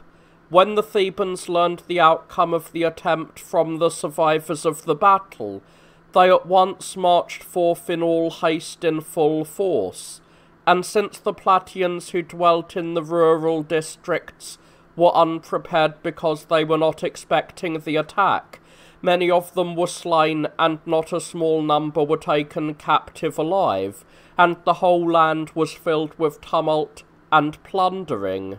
The Plataeans dispatched ambassadors to the Thebans demanding that they leave Plataean territory and receive their own captives back, and so when this had been agreed upon, the Thebans received their captives back, restored the booty they had taken, and returned to Thebes. The Plataeans dispatched ambassadors to the Athenians asking for aid, while they themselves gathered the larger part of their possessions into the city. The Athenians, when they learned of what had taken place in Plataea, at once sent a considerable body of soldiers. These arrived in haste, although not before the Thebans, and gathered the rest of the property from the countryside into the city, and then, collecting both the children and women and the rabble, sent them off to Athens. The Lacedaemonians, deciding that the Athenians had broken the truce, mustered a strong army from both Lacedaemon and the rest of the Peloponnesians. The allies of the Lacedaemonians at this time were all the inhabitants of the Peloponnesus, with the exception of the Argives, who remained neutral, and of the peoples outside of the Peloponnesus, the Megarans, Ambricots, Leucadians, Phocians, Boeotians, and of the Locrians, the majority of those facing Euboea, and the Amphicians of the rest. The Athenians had as allies the peoples of the coast of Asia, namely the Carians, Dorians, Ionians, and Hellespontines. Also all the islands except the inhabitants of Melos and Thera, likewise the dwellers in Thrace except the Chalcidians and Potidæans, and furthermore the Messenians who dwelt in Naupactus, and the Chersirans. Of these, the Chians, Lesbians, and Chersirans furnished ships, and all the rest supplied infantry. The allies then on both sides were as has been listed. After the Lacedaemonians had prepared for service a strong army, they placed the command in the hands of Archidamus, their king. He invaded Attica with his army, made repeated assaults upon its fortified places, and ravaged a large part of the countryside. And when the Athenians, being incensed because of the raiding of their countryside, wished to offer battle to the enemy, Pericles, who was a general, and held in his hands the entire leadership of the state, urged the young men to make no move, promising that he would expel the Lacedaemonians from Attica without the peril of battle, whereupon, fitting out 100 triremes and putting on them a strong force of men, he appointed Carcinus general over them, together with certain others, and sent them against the Peloponnesus. This force, by ravaging a large extent of the Peloponnesian territory along the sea and capturing some fortresses, struck terror into the Lacedaemonians. Consequently, they speedily recalled their army from Attica and thus provided a large measure of safety to the Peloponnesians. In this manner Athens was delivered from the enemy, and Pericles received approbation among his fellow citizens as having the ability to perform the duties of a general and to fight it out with the Lacedaemonians. When Apollodorus was Archon in Athens, the Romans elected as consuls Marcus Geganius and Lucius Sergius. During this year, the general of the Athenians never ceased plundering and harrying the territory of the Peloponnesians and laying siege to their fortresses. And when there were added to his command 50 triremes from Corcyra, he ravaged all the more the territory of the Peloponnesians, and in particular he laid waste to the part of the coast which is called Actae, and sent up the farm buildings in flames. After this, sailing to Methione in Laconia, he both ravaged the countryside and made repeated assaults upon the city. There Brasidas the Spartan, who was still a youth in years, but already distinguished for his strength and courage, seeing that Methione was in danger of capture by the assault, took some Spartans, and boldly breaking through the hostile forces which were scattered, he slew many of them and got into the stronghold. In the siege which followed, Brasidas fought so brilliantly that the Athenians found themselves unable to take the stronghold and withdrew to their ships. And Brasidas, who had saved Methione by his individual bravery and valour, received the approbation of the Spartans, and because of this hardihood of his, Brasidas, having become inordinately proud on many subsequent occasions, fought recklessly and won for himself a great reputation for valour. And the Athenians, sailing around to Elis, ravaged the countryside and laid siege to Phia, a stronghold of the Aelians. The Aelians, who came out to its defence, they defeated in battle, slaying many of their opponents, and took Phia by storm. But after this, when the Aelians en masse offered them battle, the Athenians were driven back to their ships, whereupon they sailed off to Cephallenia, where they brought the inhabitants of that island into their alliance, and then voyaged back to Athens. After these events, the Athenians chose Cleopompus general and sent him to sea with 30 ships under orders both to keep careful guard over Euboea and to make war upon the Locrians. He, sailing forth, ravaged the coast of Locris and reduced by siege the city of Phronium, and the Locrians, who opposed him, he met in battle and defeated near the city of Alope. Following this, he made the island known as Atalante, which lies off Locris, into a fortress on the border of Locris, for his operations against the inhabitants of that country. Also the Athenians, accusing the Agentians of having collaborated with the Lacedaemonians, expelled them from their state, and sending colonists there from their own citizens, they portioned out to them in allotments both the city of Aegina and its territory. To the Aeginetian refugees, the Lacedaemonians gave Thyrae, as it is called, to dwell in, because the Athenians had also once given Naupactus as a home for the people whom they had driven out of Messene. The Athenians also dispatched Pericles with an army to make war upon the Megarans. He plundered their territory, laid waste their possessions, and returned to Athens with much booty. The Lacedaemonians, together with the Peloponnesians and their other allies, invaded Attica for a second time. In their advance through the country, they chopped down orchards and burned the farm buildings, and they laid waste almost the entire land with the exception of the region known as the Tetropolis.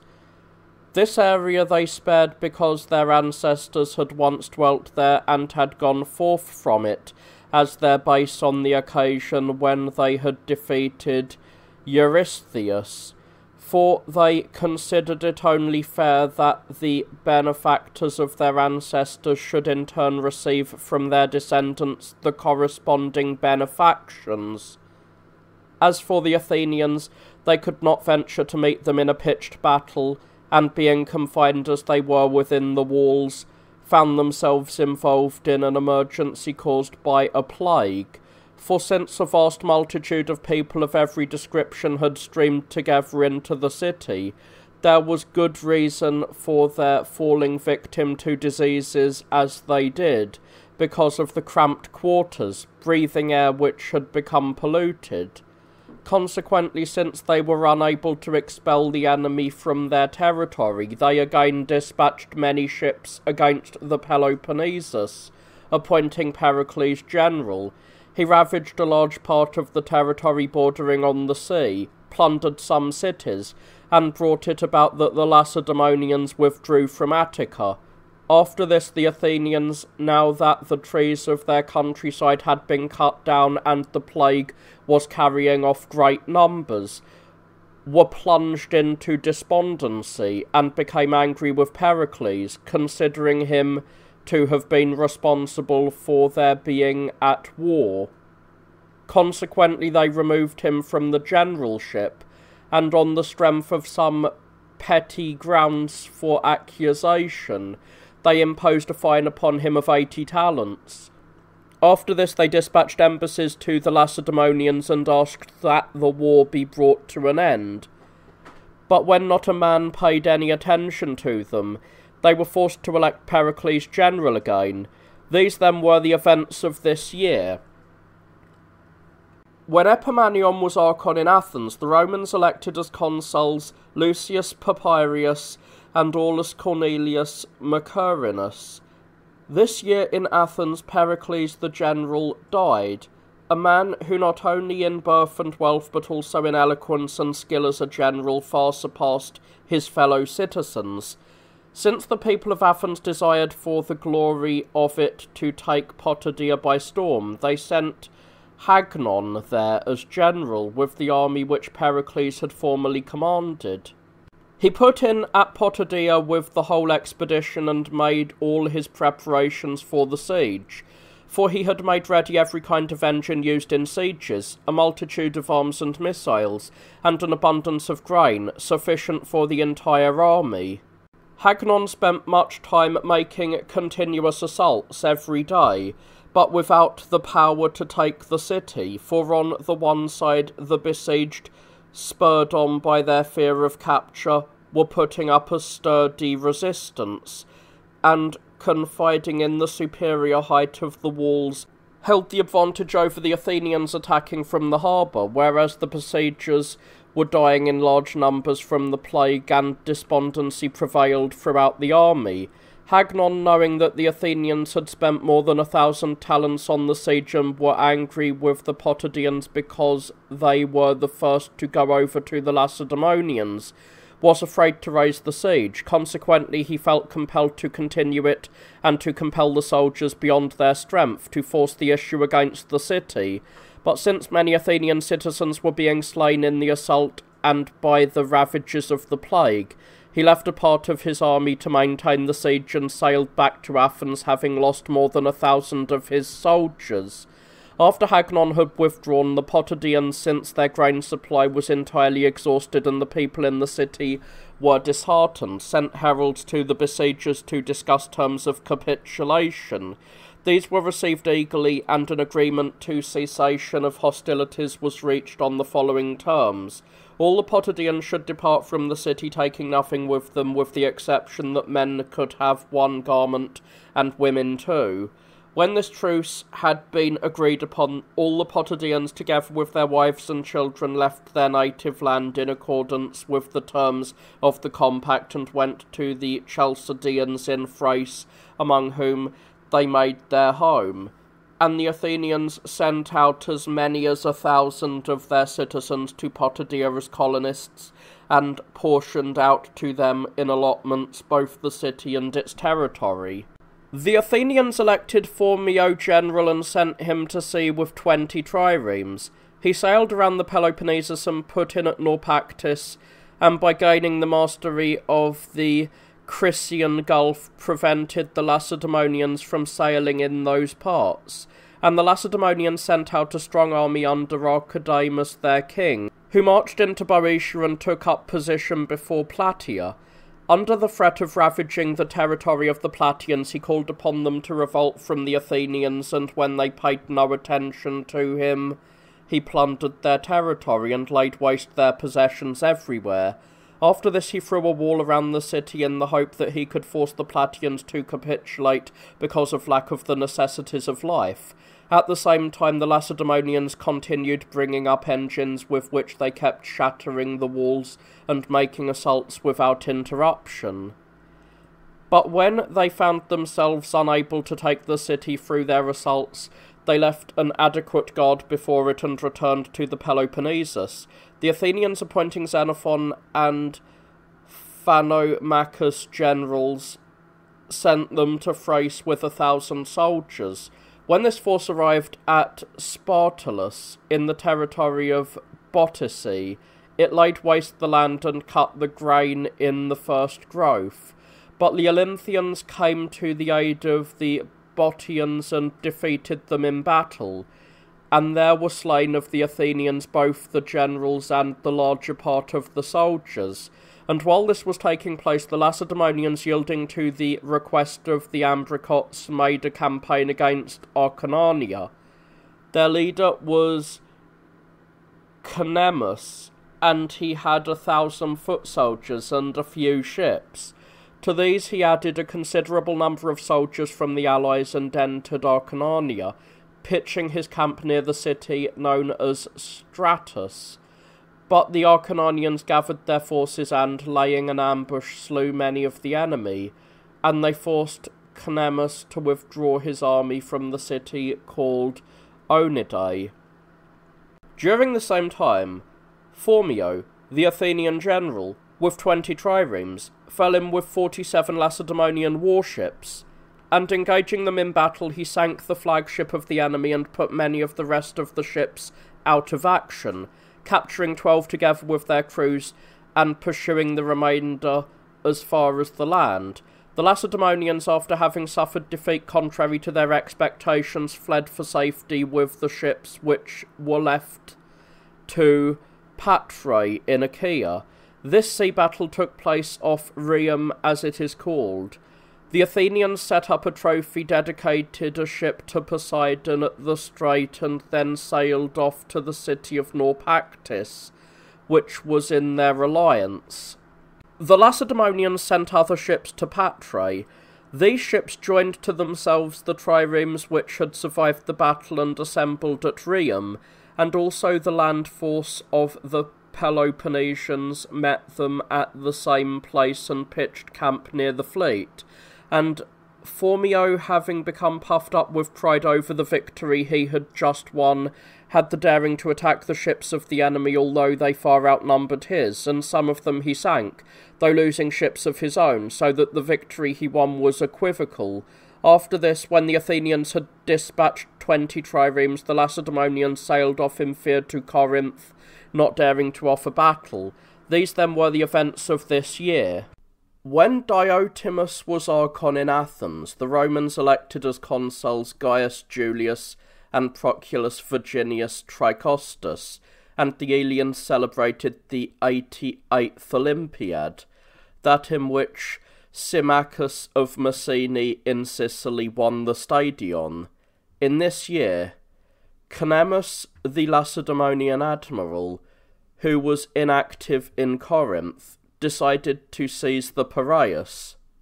He had received information that no ships in the harbour had been put into the water for duty, and no soldiers had been detailed to guard the port.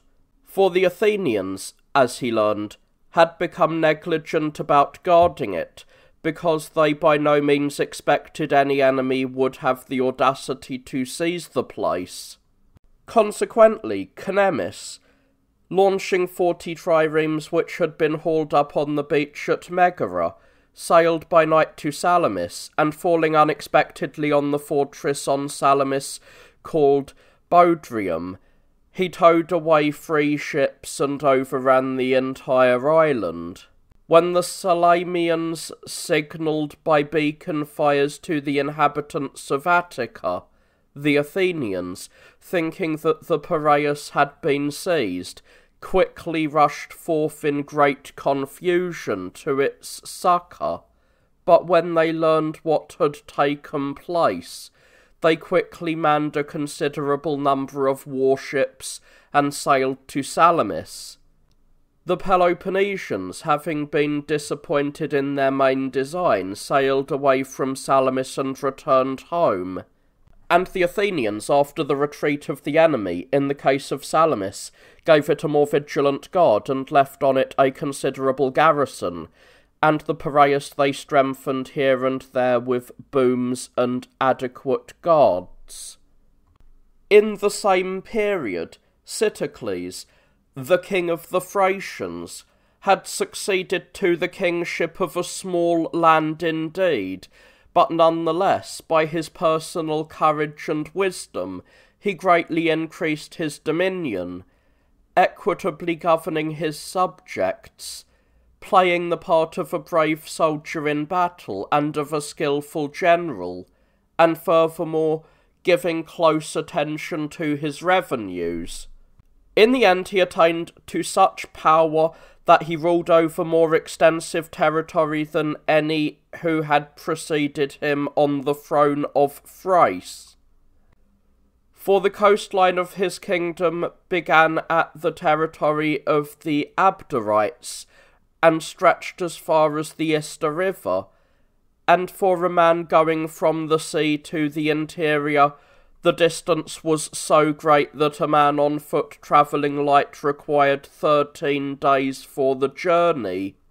Ruling as he did over a territory so extensive, he enjoyed annual revenues of more than 1,000 talents, and when he was waging war in the period we are discussing, he mustered from Thrace more than 120,000 infantry and 50,000 cavalry. But with respect to this war we must set forth its causes, in order that the discussion of it may be clear to our readers. Now Sitalces, since he had entered into a treaty of friendship with the Athenians, agreed to support them in their war in Thrace, and consequently, since he desired with the help of the Athenians to subdue the Chalcidians, he made ready a very considerable army. And since he was at the same time on bad terms with Perdiccas, the king of the Macedonians, he decided to bring back Amyntas, the son of Philip, and place him upon the Macedonian throne. It was for these two reasons, therefore, as we have described them, that he was forced to raise an imposing army. When all his preparations for the campaign had been made, he led forth the whole army, marched through Thrace, and invaded Macedonia.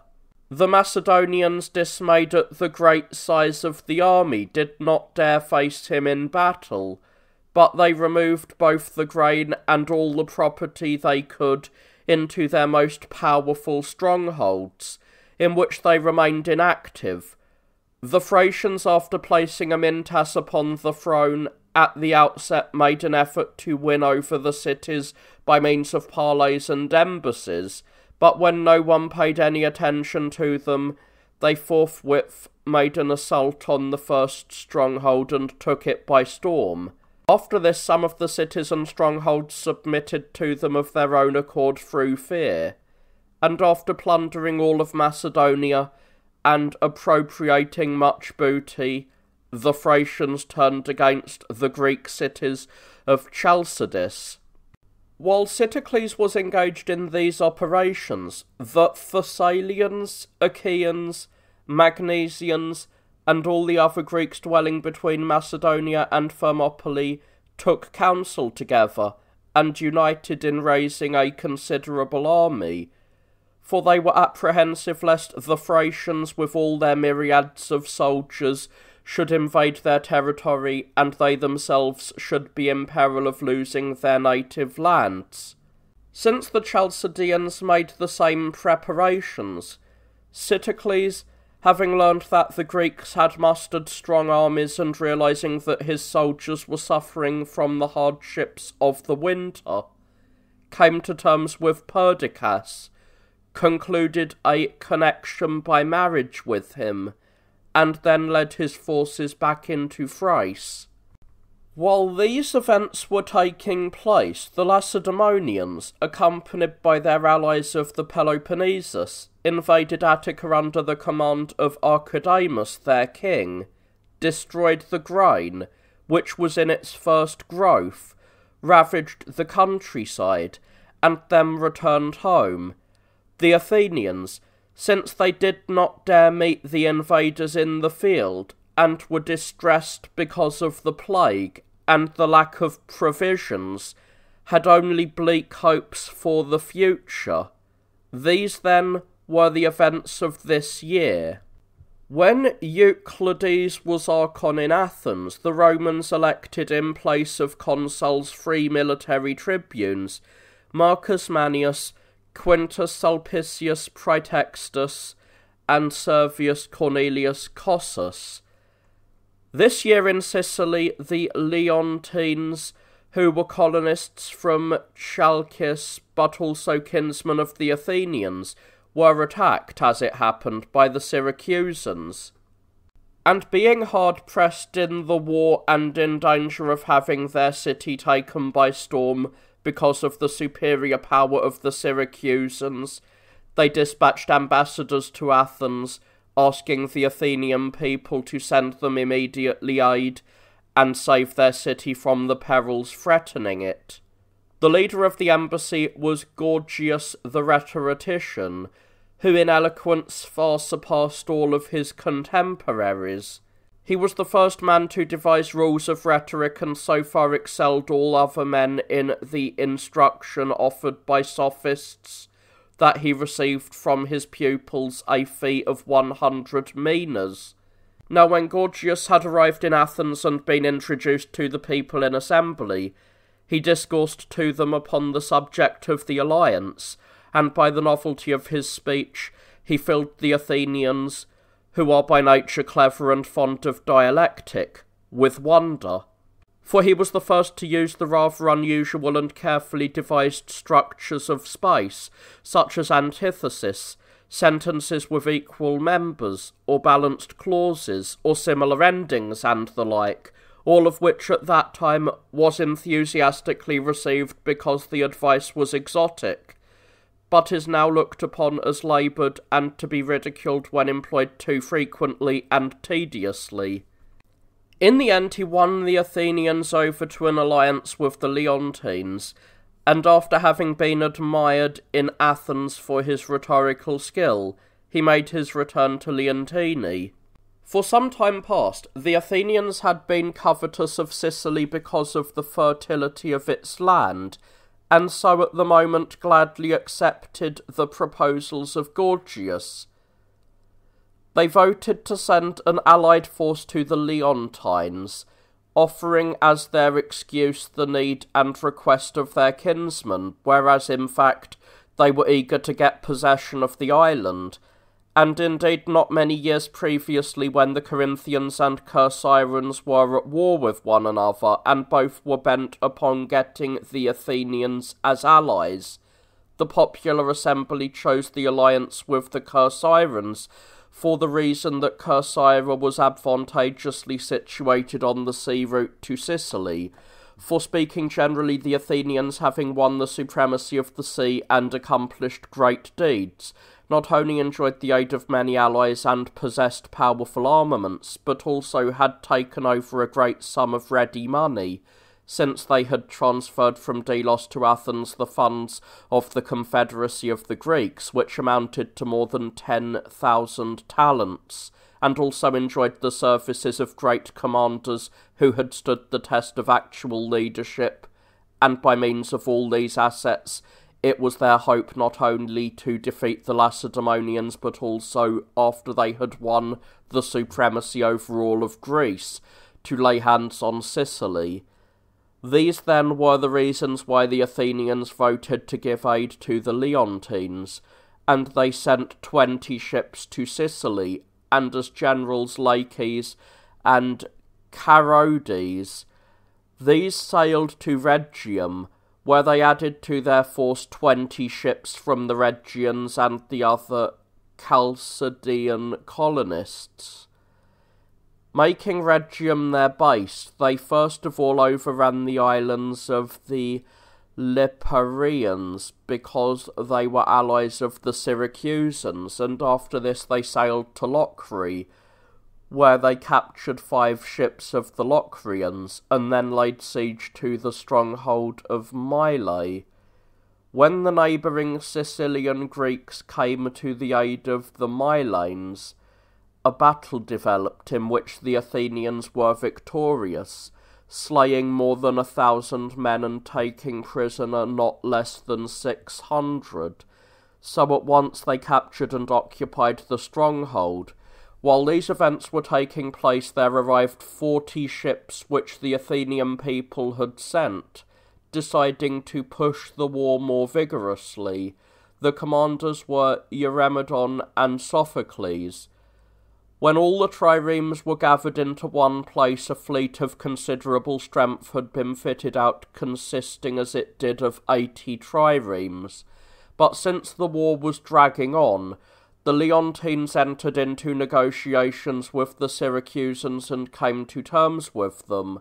Consequently, the Athenian triremes sailed back home, and the Syracusans, granting the Leontines the right of citizenship, made them all Syracusans, and their city a stronghold of the Syracusans. Such were the affairs in Sicily at this time. In Greece the Lesbians revolted from the Athenians, for they harboured against them the complaint that, while they wished to merge all the cities of Lesbos with the city of the Mytilenanes, the Athenians had prevented it. Consequently, after dispatching ambassadors to the Peloponnesians and concluding an alliance with them, they advised the Spartans to make an attempt to seize the supremacy at sea, and toward this design they promised to supply many triremes for the war. The Lacedaemonians were glad to accept this offer, but while they were busy with the building of the triremes, the Athenians forestalled their completion by sending a force against Lesbos, having manned 40 ships, and chosen Cleinippades as their commander. He gathered reinforcements from the allies and put in at Mytilene. In a naval battle which followed, the Mytileneans were defeated and enclosed within a siege of their city. Meanwhile, the Lacedaemonians had voted to send aid to the Mytileneans and were making ready a strong fleet, but the Athenians forestalled them by sending to Lesbos additional ships, along with 1,000 hoplites. Their commander, Pachys, the son of Epiclerus, upon arriving at Mytilene, took over the force already there, threw a wall about the city, and kept launching continuous assaults upon it, not only by land but by sea as well. The Lacedaemonians sent 45 triremes to Mytilene under the command of Alcidas, and they also invaded Attica, which they had passed by before, ravaged the countryside and then returned home, and the Mytileneans, who were distressed by the lack of food and the war, and were also quarrelling among themselves, formally surrendered the city to the besiegers. While in Athens the people were deliberating on what action they should take against the Mytileneans, Cleon, the leader of the populace and a man of cruel and violent nature, spurred on the people, declaring that they should slay all of the male Mytileneans from the youth upward, and sell into slavery the women and children.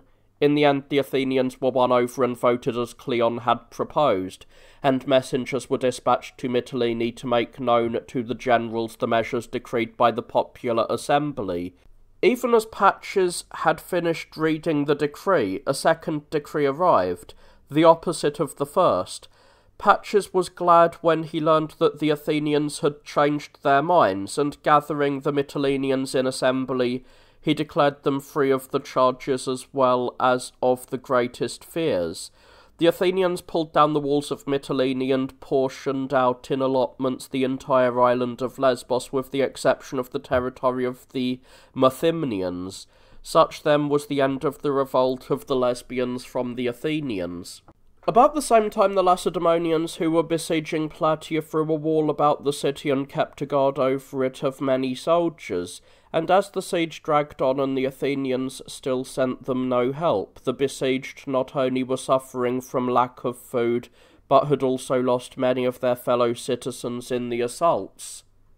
While they were thus far at a loss and were conferring together how they could be saved, the majority were of the opinion that they should make no move, but the rest, some 200 in number, decided to force a passage through the gods by night and make their way to Athens.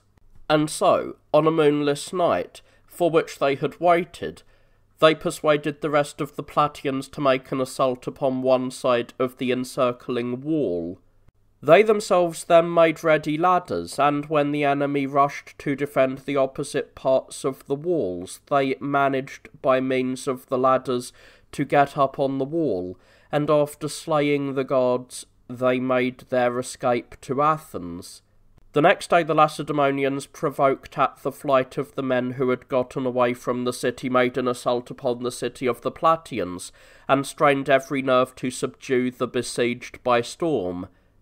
And the Plataeans in dismay sent envoys to the enemy and surrendered to them both themselves and the city.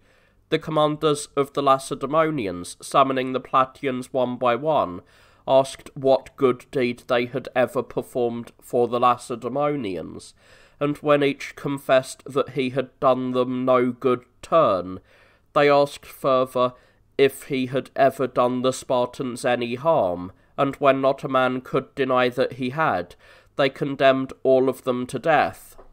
Consequently, they slew all who still remained, razed the city to the ground, and farmed out its territory. So the Plataeans, who had maintained with the greatest constancy their alliance with the Athenians, fell unjust victims to the most tragic fate. While these events were taking place, in Corcyra, bitter civil strife and contentiousness arose for the following reasons. In the fighting about Epidamnus, many Corcyrans had been taken prisoner and cast into the state prison, and these men promised the Corinthians that, if the Corinthians set them free, they would hand Corcyra over to them.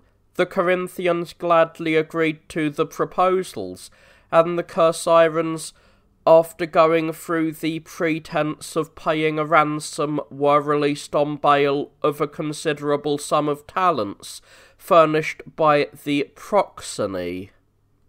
Faithful to their promises, the Corcyrans, as soon as they had returned to their native land, arrested and put to death the men who had always been popular leaders, and had acted as champions of the people. They also put an end to the democracy, but when a little after this time the Athenians came to the help of the popular party, the Corcyrans, who had now recovered their liberty, undertook to mete out punishment to the men responsible for the revolt against the established government. These, in fear of the usual punishment, fled for refuge to the altars of the gods, and became supplicants of the people and of the gods. And the Corcyrans, out of reverence for the gods, absolved them from that punishment, but expelled them from the city. But these exiles, undertaking a second revolution, fortified a strong position on the island, and continued to harass the Corcyrans. These then were the events of this year. When Euthanes was Archon in Athens, the Romans elected in place of consuls 3 military tribunes, Marcus Fabius, Marcus Philanius, and Lucius Servilius.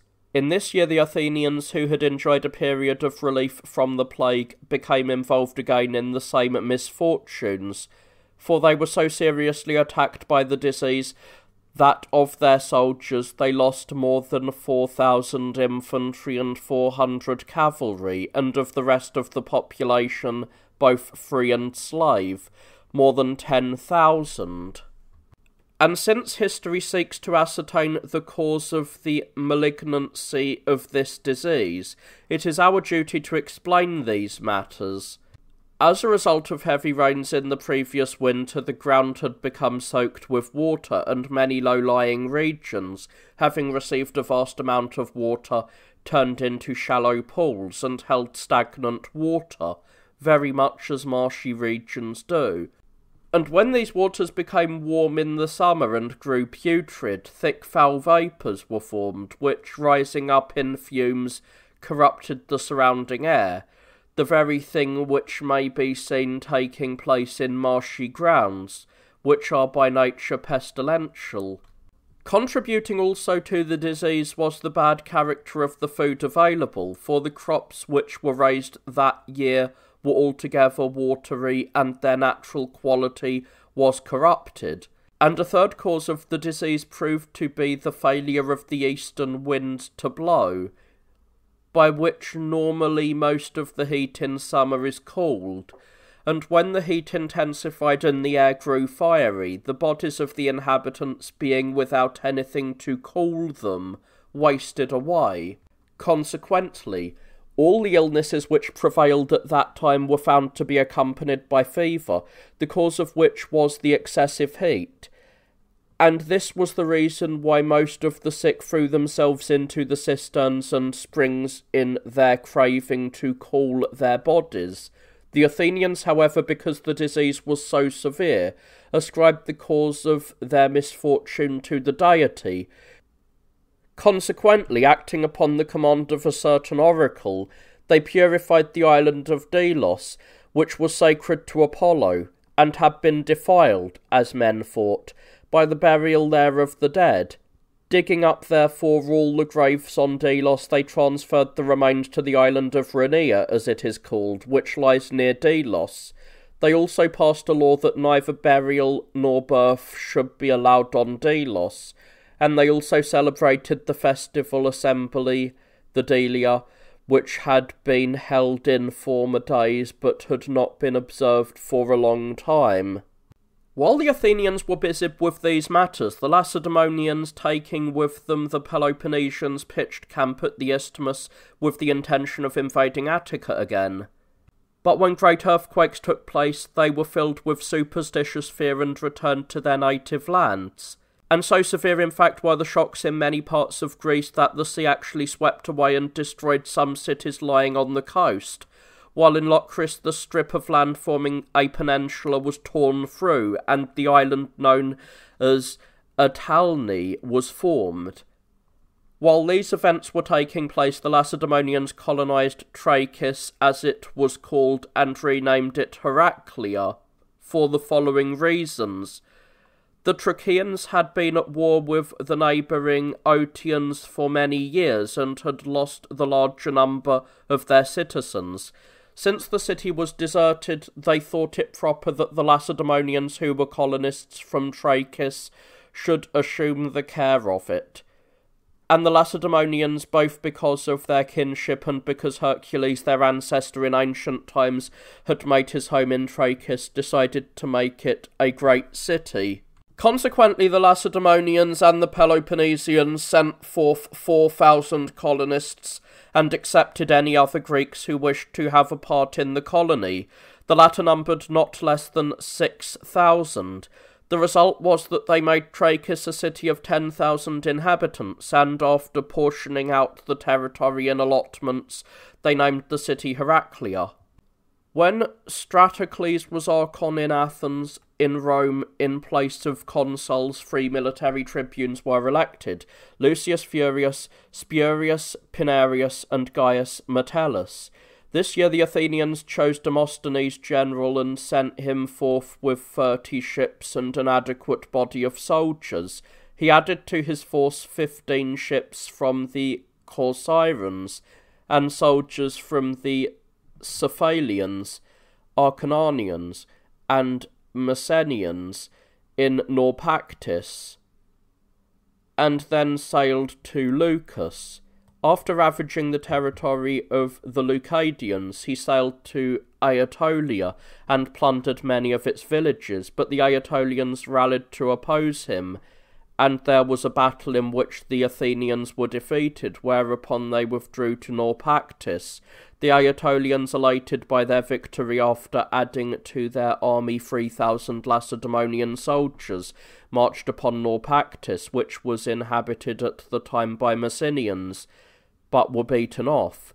After this they marched upon the city called Malicria and captured it, But the Athenian general, Demosthenes, being concerned lest the Aetolians should reduce by siege Naupactus also, summoned 1,000 hoplites from Acarnania and sent them to Naupactus, and Demosthenes, while tarrying in Acarnania, fell in with 1,000 Ambricots, who were encamped there, and joining battle with them he destroyed nearly the entire force. For when the men of Ambracia came out against him en masse, again Demosthenes slew the larger number of them, so that their city became almost uninhabited. Demosthenes then believed that he should take Ambracia by storm, hoping that he would have an easy conquest because the city had none to defend it. But the Acarnanians, fearing lest if the Athenians became masters of the city they should be harder neighbours to deal with than the Ambricots, refused to follow him.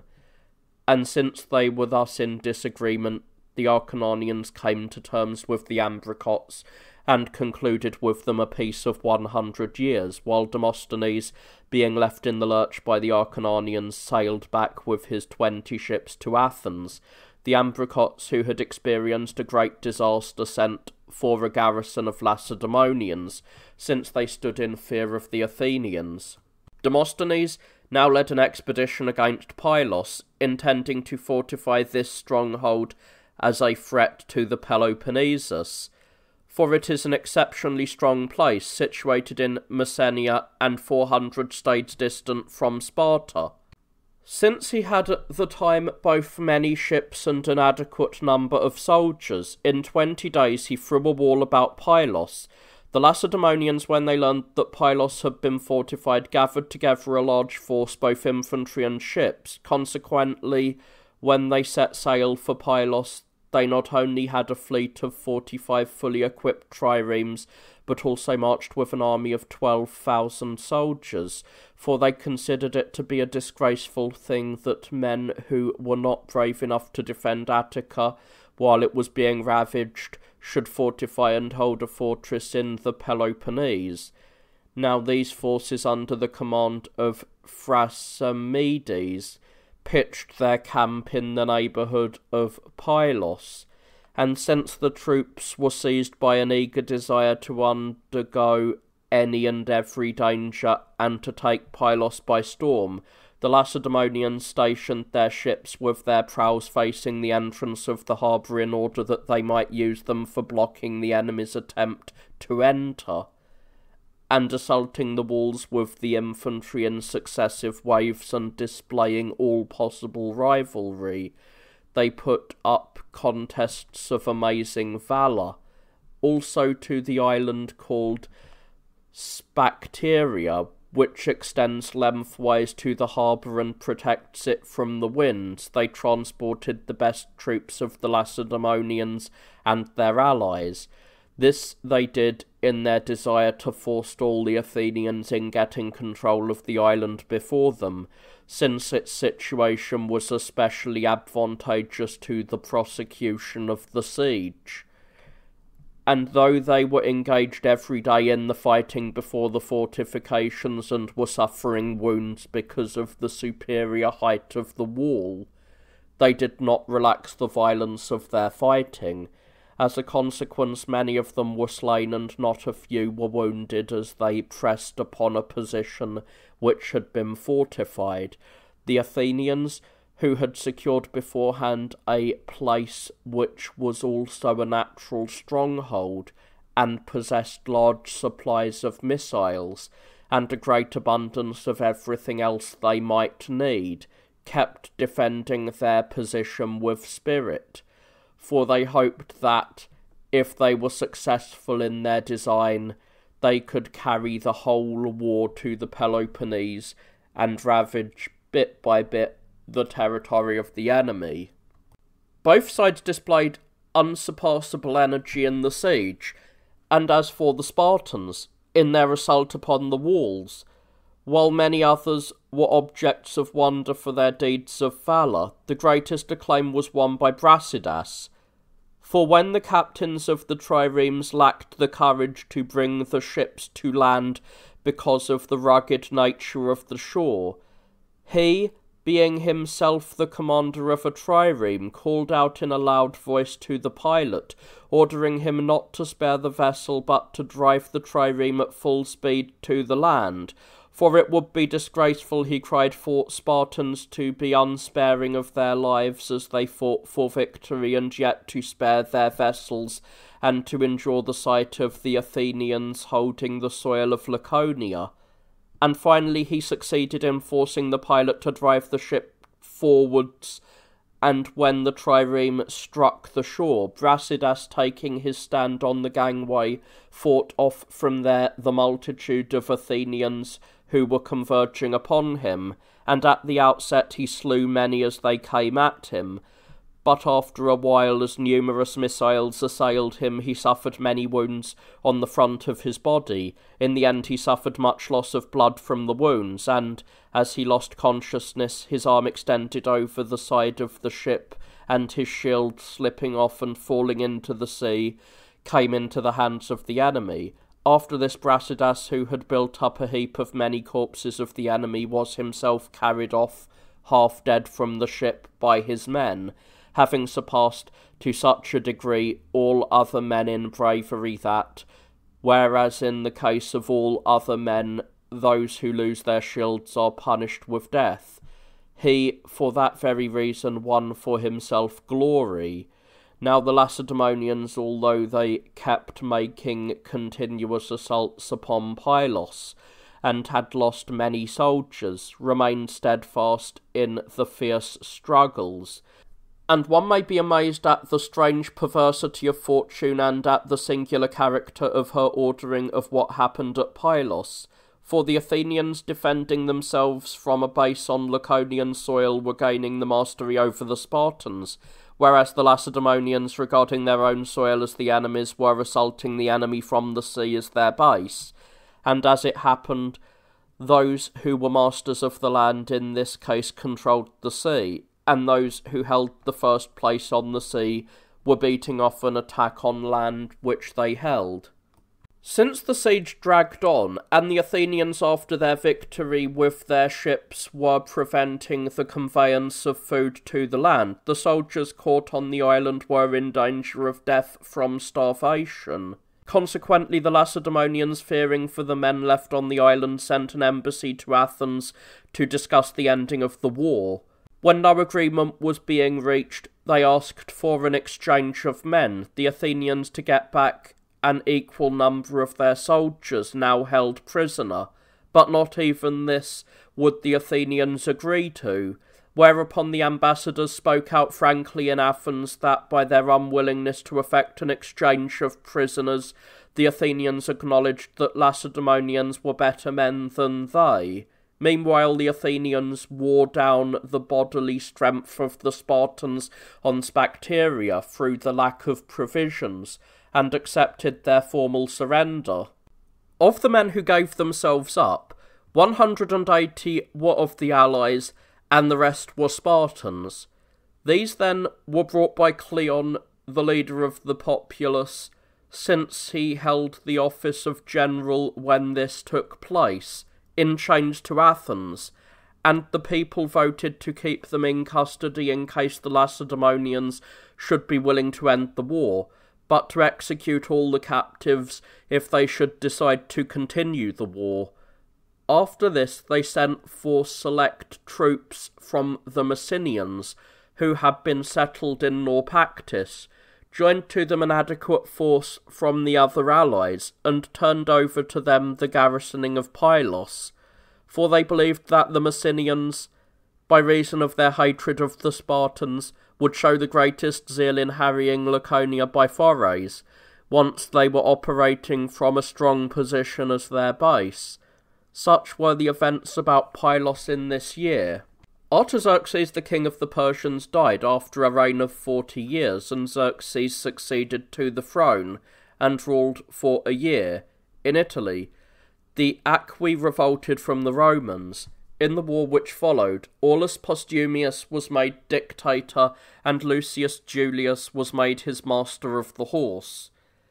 And the Romans, having marched against the territory of the rebels with a large and strong army, first of all plundered their possessions, and when the Aqui later drew up against them, a battle ensued in which the Romans were victorious, slaying many of the enemy, taking not a few captive, and capturing great quantities of loot.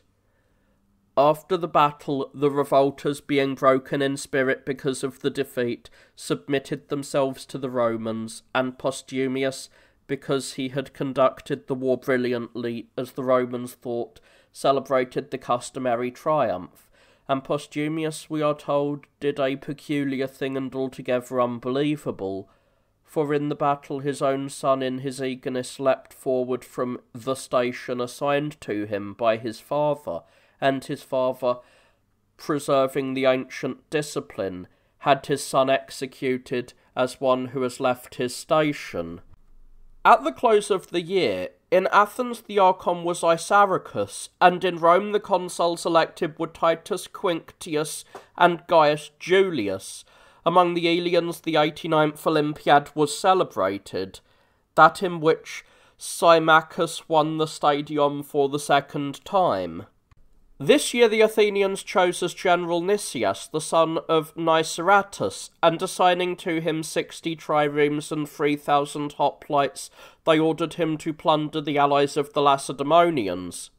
He sailed first to Melos, where he ravaged their territory, and for a number of days laid siege to the city, for it was the only island of the Cyclades which was maintaining its alliance with the Lacedaemonians, being a Spartan colony.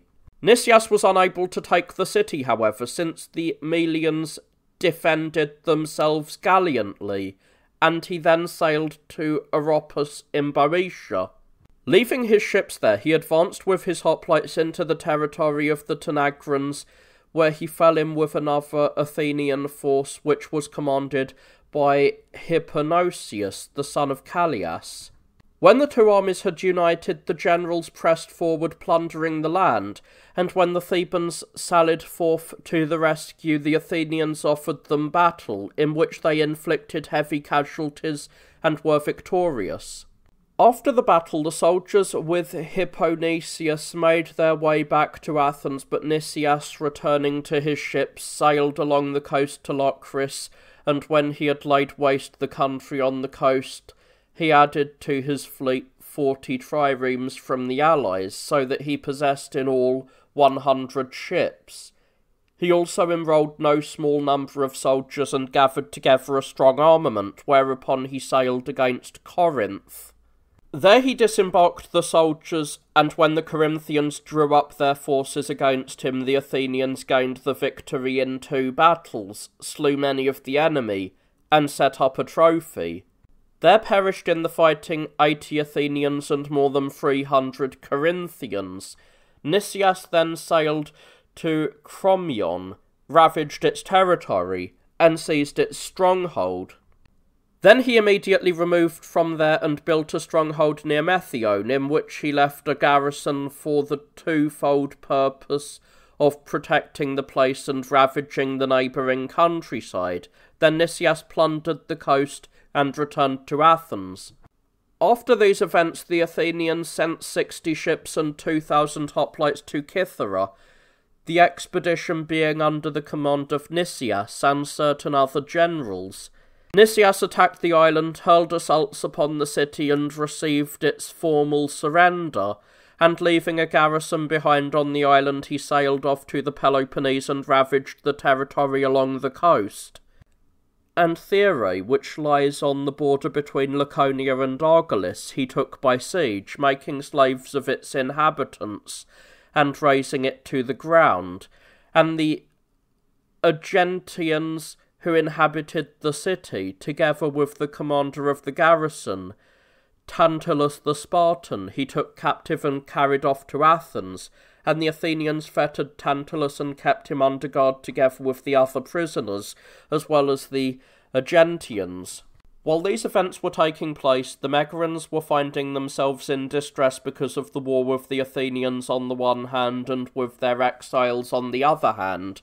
And while representatives were exchanging opinions regarding the exiles, certain citizens who were hostile to the exiles approached the Athenian generals with the offer to deliver the city up to them. The generals, Hippocrates and Demosthenes, agreed to this betrayal, sent by night 600 soldiers to the city, and the conspirators admitted the Athenians within the walls. When the betrayal became known throughout the city, and while the multitude were dividing according to party, some being in favour of fighting on the side of the Athenians and others of aiding the Lacedaemonians, a certain man acting on his own initiative made the proclamation that any who so wished could take up arms on the side of the Athenians and Megarians.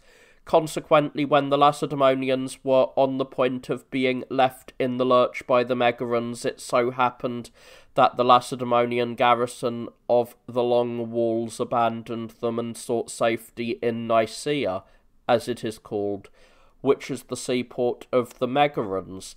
The Athenians thereupon dug a ditch about Nicaea and put it under siege, and then, bringing skilled workmen from Athens, they threw a wall about it, and the Peloponnesians, fearing lest they should be taken by storm and put to death, suffered Nicaea to be surrendered to the Athenians. Such, then, were the affairs of the Megarians at this time.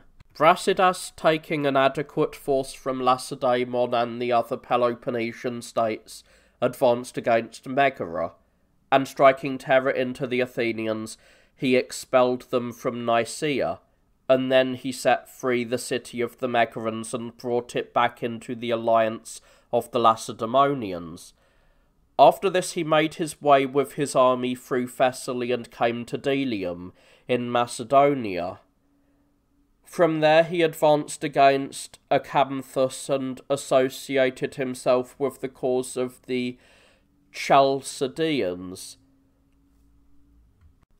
The city of the Acanthians was the first which he brought, partly through fear and partly through kindly and persuasive arguments, to revolt from the Athenians, and afterwards he induced many also of the other peoples of Thrace to join the alliance of the Lacedaemonians.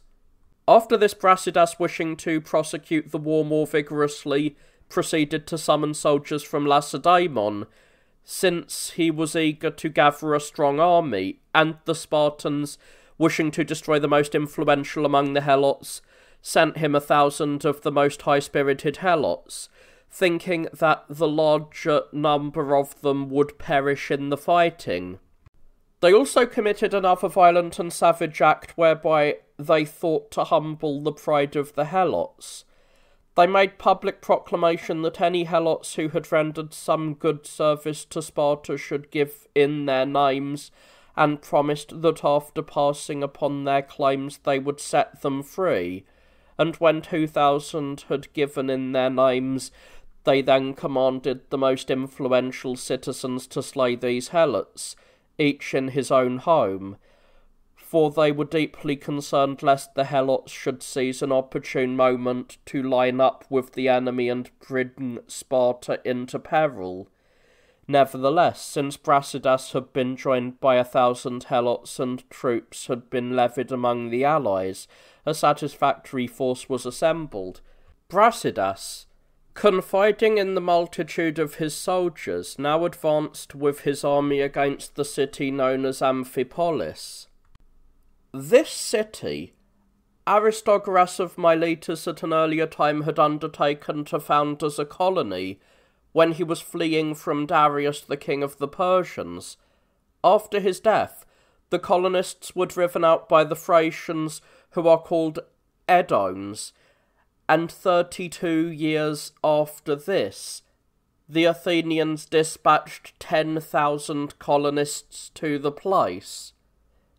In like manner, these colonists were also utterly destroyed by Thracians at Drabescus, and 2 years later the Athenians again recovered the city, under the leadership of Hagnon. Since the city had been the object of many a battle, Brasidas was eager to master it. Consequently, he set out against it with a strong force, and pitching his camp near the bridge, He first of all seized the suburb of the city, and then on the next day, having struck terror into the Amphipolitans, he received the formal surrender of the city on the condition that anyone who so wished could take his property and leave the city. Immediately after this, Brasidas brought over to his side a number of the neighbouring cities, the most important of which were Oiasme and Galepsus, both colonies of the Thracians, and also Mercenus, a small Edonian city. He also set about building a number of triremes on the Strymon River and summoned soldiers from both Lacedaemon and the rest of the allies. Also he made many complete suits of armour, which he distributed among the young men who possessed no arms, and he gathered supplies of missiles and grain and everything else. And when all his preparations had been made, he set out from Amphipolis with his army and came to Acte, as it is called, where he pitched his camp. In this area there were 5 cities, of which some were Greek, being colonies of Andros, and the others had a populace of barbarians of Bisaltic origin, which were bilingual. After mastering these cities, Brasidas led his army against the city of Torone, which was a colony of the Chalcidians, but was held by Athenians. Since certain men were ready to betray the city, Brasidas was by night admitted by them and got Torone in his power without a fight. To such a height did the fortunes of Brasidas attain in the course of this year. While these events were happening, at Delium in Boeotia, a pitched battle took place between the Athenians and the Boeotians for the following reasons. Certain Boeotians who were restive under the form of government which obtained at the time and were eager to establish democracies in the cities, discussed their policy with the Athenian generals, Hippocrates and Demosthenes, and promised to deliver the cities of Boeotia into their hands. Athenians gladly accepted this offer, and having in view the arrangements for the attack, the generals divided their forces. Demosthenes, taking the larger part of the army, invaded Boeotia, but finding the Boeotians already informed of the betrayal, he withdrew without accomplishing anything. Hippocrates led the popular levy of the Athenians against Delium, seized the place, and threw a wall about it before the approach of the Boeotians.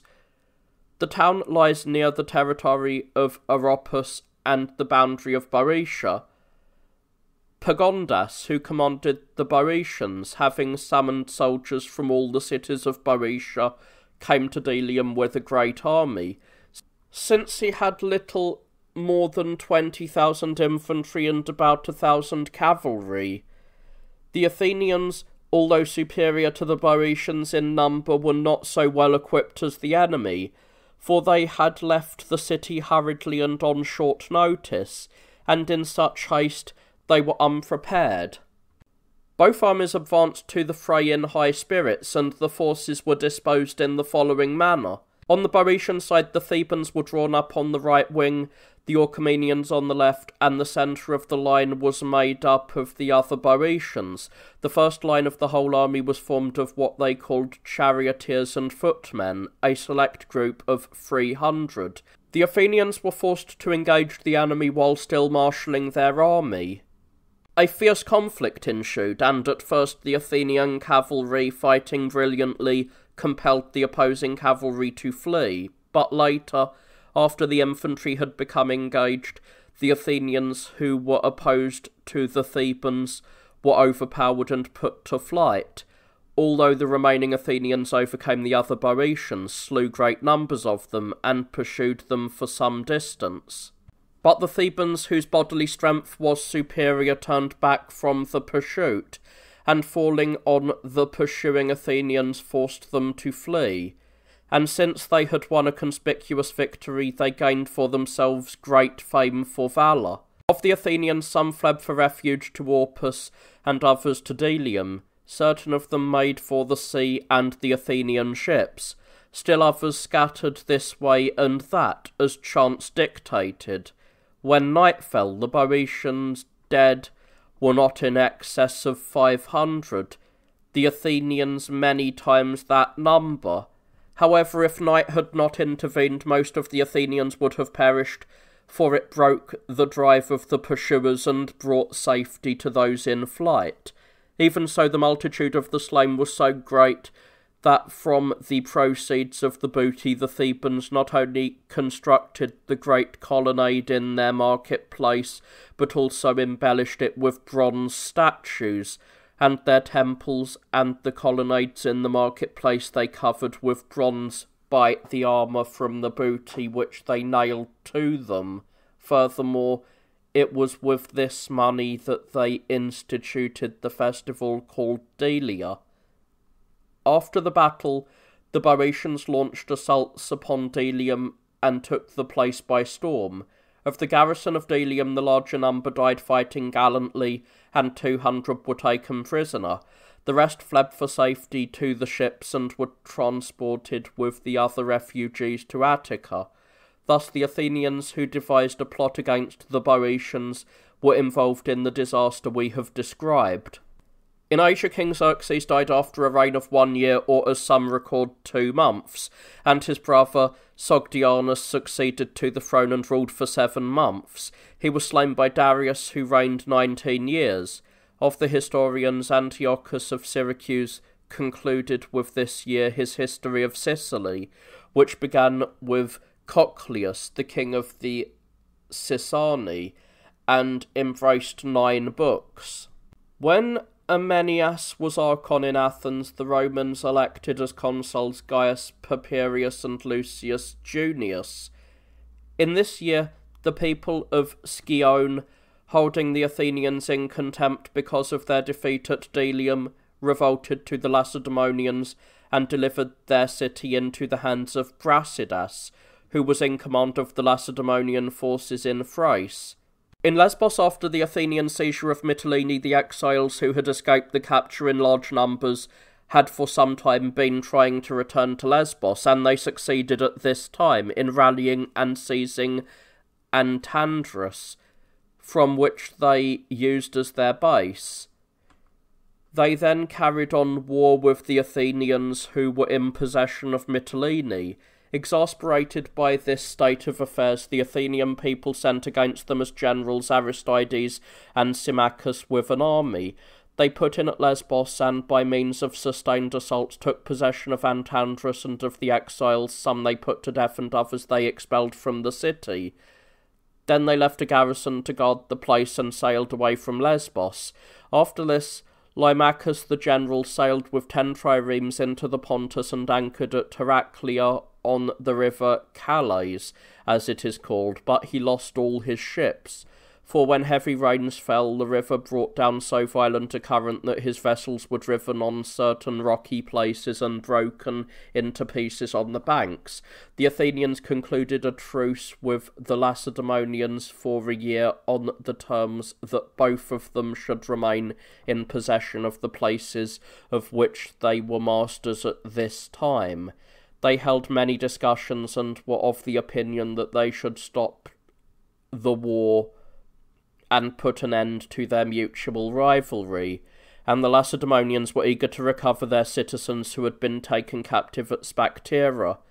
When the truce had been concluded on the terms here mentioned, they were in entire agreement on all other matters, but both of them laid claim to Scione, and so a bitter controversy followed, leading them to renounce the truce and continue the war against each other over the issue of Scione.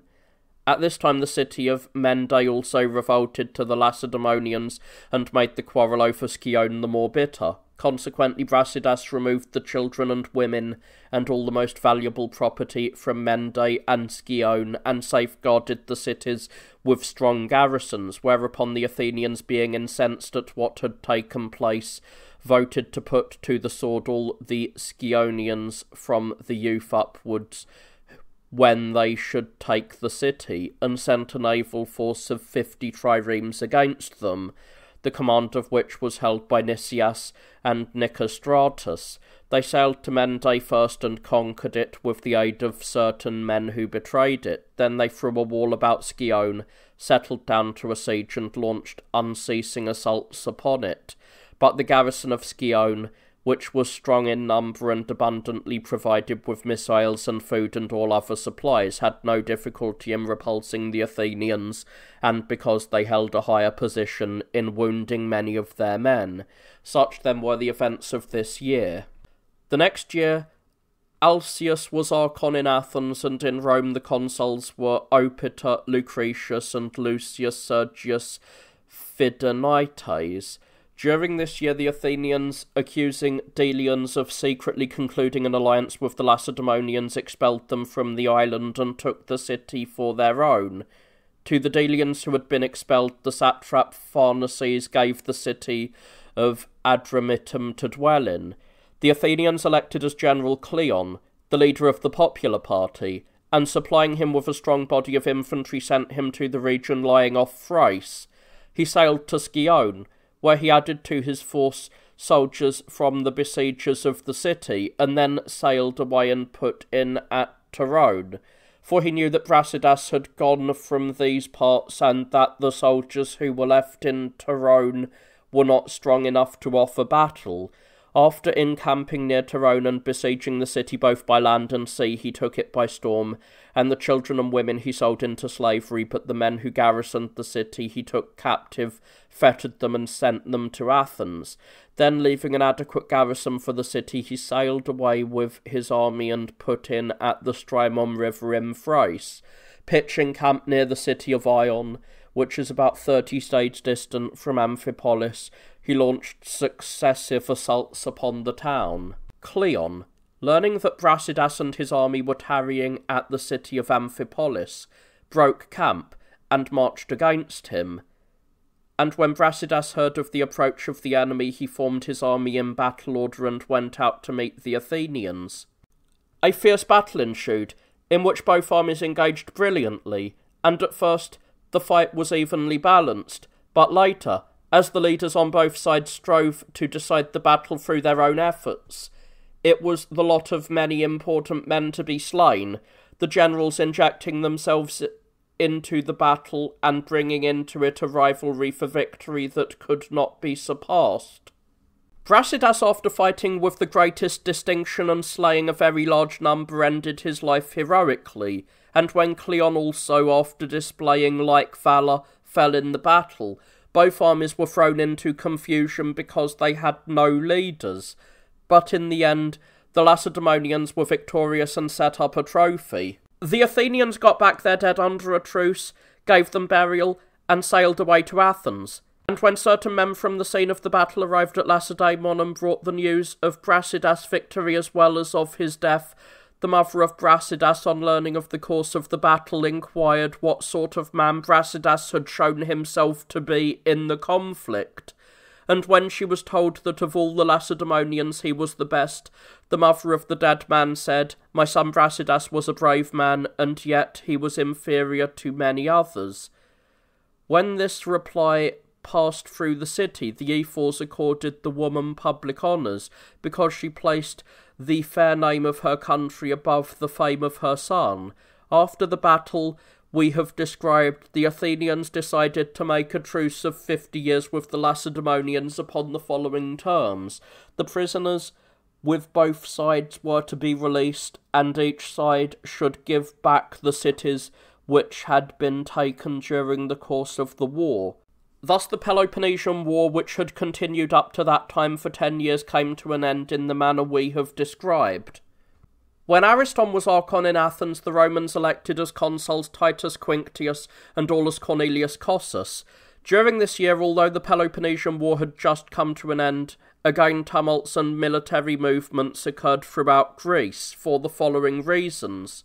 Although the Athenians and Lacedaemonians had concluded a truce and cessation of hostilities in company with their allies, they had formed an alliance without consultation with the allied cities. By this act they fell under suspicion of having formed an alliance for their private ends and the purpose of enslaving the rest of the Greeks. As a consequence, the most important of the cities maintained a mutual exchange of embassies and conversations regarding a union of policy and an alliance against the Athenians and the Lacedaemonians. The leading states in this undertaking were the four most powerful ones: Argos, Thebes, Corinth, and Elis. There was good reason to suspect that Athens and Lacedaemon had common designs against the rest of Greece, since a clause had been added to the compact which the two had made, namely that the Athenians and Lacedaemonians had the right, according to these states, to add or subtract from the agreements. Moreover, the Athenians, by decree, had lodged in 10 men the power to take counsel regarding that which would be of advantage to the city, and since much the same thing had also been done by the Lacedaemonians, the selfish ambitions of the two states were open for all to see. Many cities answered to the call of their common freedom, and since the Athenians were disdained by reason of the defeat they had suffered at Delium, and the Lacedaemonians had had their fame reduced because of the capture of their citizens on the island of Spacteria, a large number of cities joined together and selected the city of the Argives to hold the position of leader. For this city enjoyed a high position by reason of its achievements in the past, since until the return of the Heraclidae practically all the most important kings had come from the Argolis, and furthermore, since the city had enjoyed peace for a long time, it had received revenues of the greatest size, and had a great store not only of money but also of men. The Argives, believing that the entire leadership was to be conceded to them, picked out 1,000 of their younger citizens, who were at the same time the most vigorous in body and the most wealthy, and freeing them also from every other service to the state, and supplying them with sustenance at the public expense, they had them undergo continuous training and exercise. These young men, therefore, by reason of the expense incurred for them and their continuous training, quickly formed a body of athletes trained to deeds of war. The Lacedaemonians, seeing the Peloponnesus uniting against them, and foreseeing the magnitude of the impending war, began exerting every possible effort to make sure their position of leadership. And first of all the Helots, who had served with Brasidas in Thrace, 1,000 in all, were given their freedom. Then the Spartans, who had been taken prisoner on the island of Spacteria, and had been disgraced on the grounds that they had diminished the glory of Sparta, were freed from their state of disgrace, also in pursuance of the same policy by means of the commendations and honours accorded in the course of the war. They were incited to surpass in the struggles which lay before them the deeds of valour which had already been performed, and towards their allies they conducted themselves more equitably and conciliated the most unfavourably disposed of them with kindly treatment. The Athenians, on the contrary, desiring to strike fear into those whom they suspected of planning secession, displayed an example for all to see in the punishment they inflicted on the inhabitants of Scione, for after reducing them by siege they put to the sword all of them from the youth upwards, sold into slavery the children and women, and gave the island to the Plataeans to dwell in, since they had been expelled from their native land on account of the Athenians. In the course of this year in Italy, the Campanians advanced against Cyme with a strong army, defeated the Cymians in battle, and destroyed the larger part of the opposing forces. And settling down to a siege, they launched a number of assaults upon the city and took it by storm. They then plundered the city, sold into slavery the captured prisoners, and selected an adequate number of their own citizens to settle there.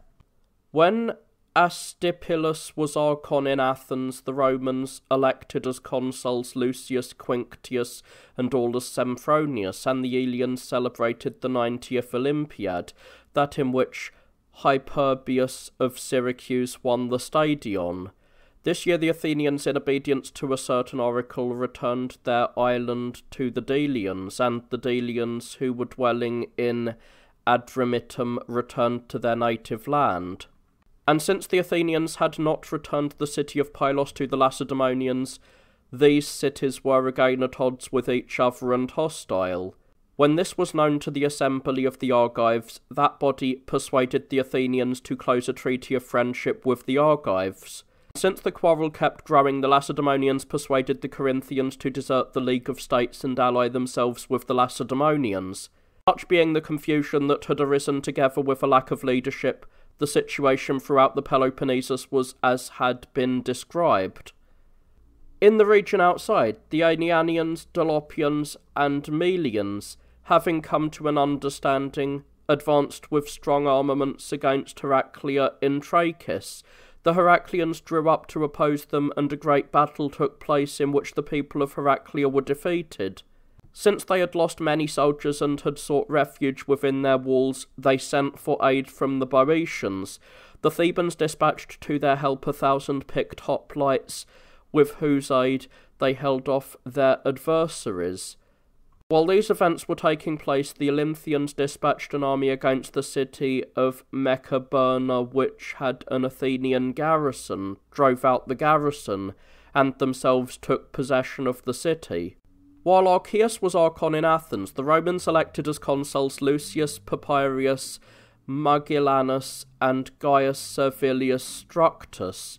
In this year the Argives, charging the Lacedaemonians with not paying the sacrifices to Apollo, declared war on them, and it was at this very time that Alcibiades, the Athenian general, entered Argolis with an army.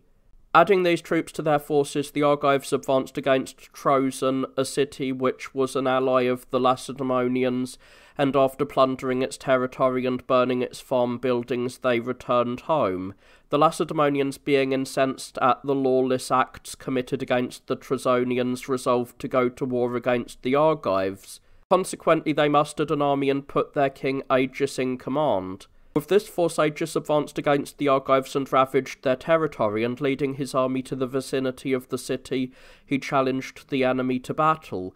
The Argives, adding to their army 3,000 soldiers from the Aelians and almost as many from the Mantineans, led out their forces from the city. When a pitched battle was imminent, the generals conducted negotiations with each other and agreed upon a cessation of hostilities for 4 months. When the armies returned to their homes without accomplishing anything, both cities were angry with the generals who had agreed upon the truce. Consequently, the Argives hurled stones at their commanders and began to menace them with death.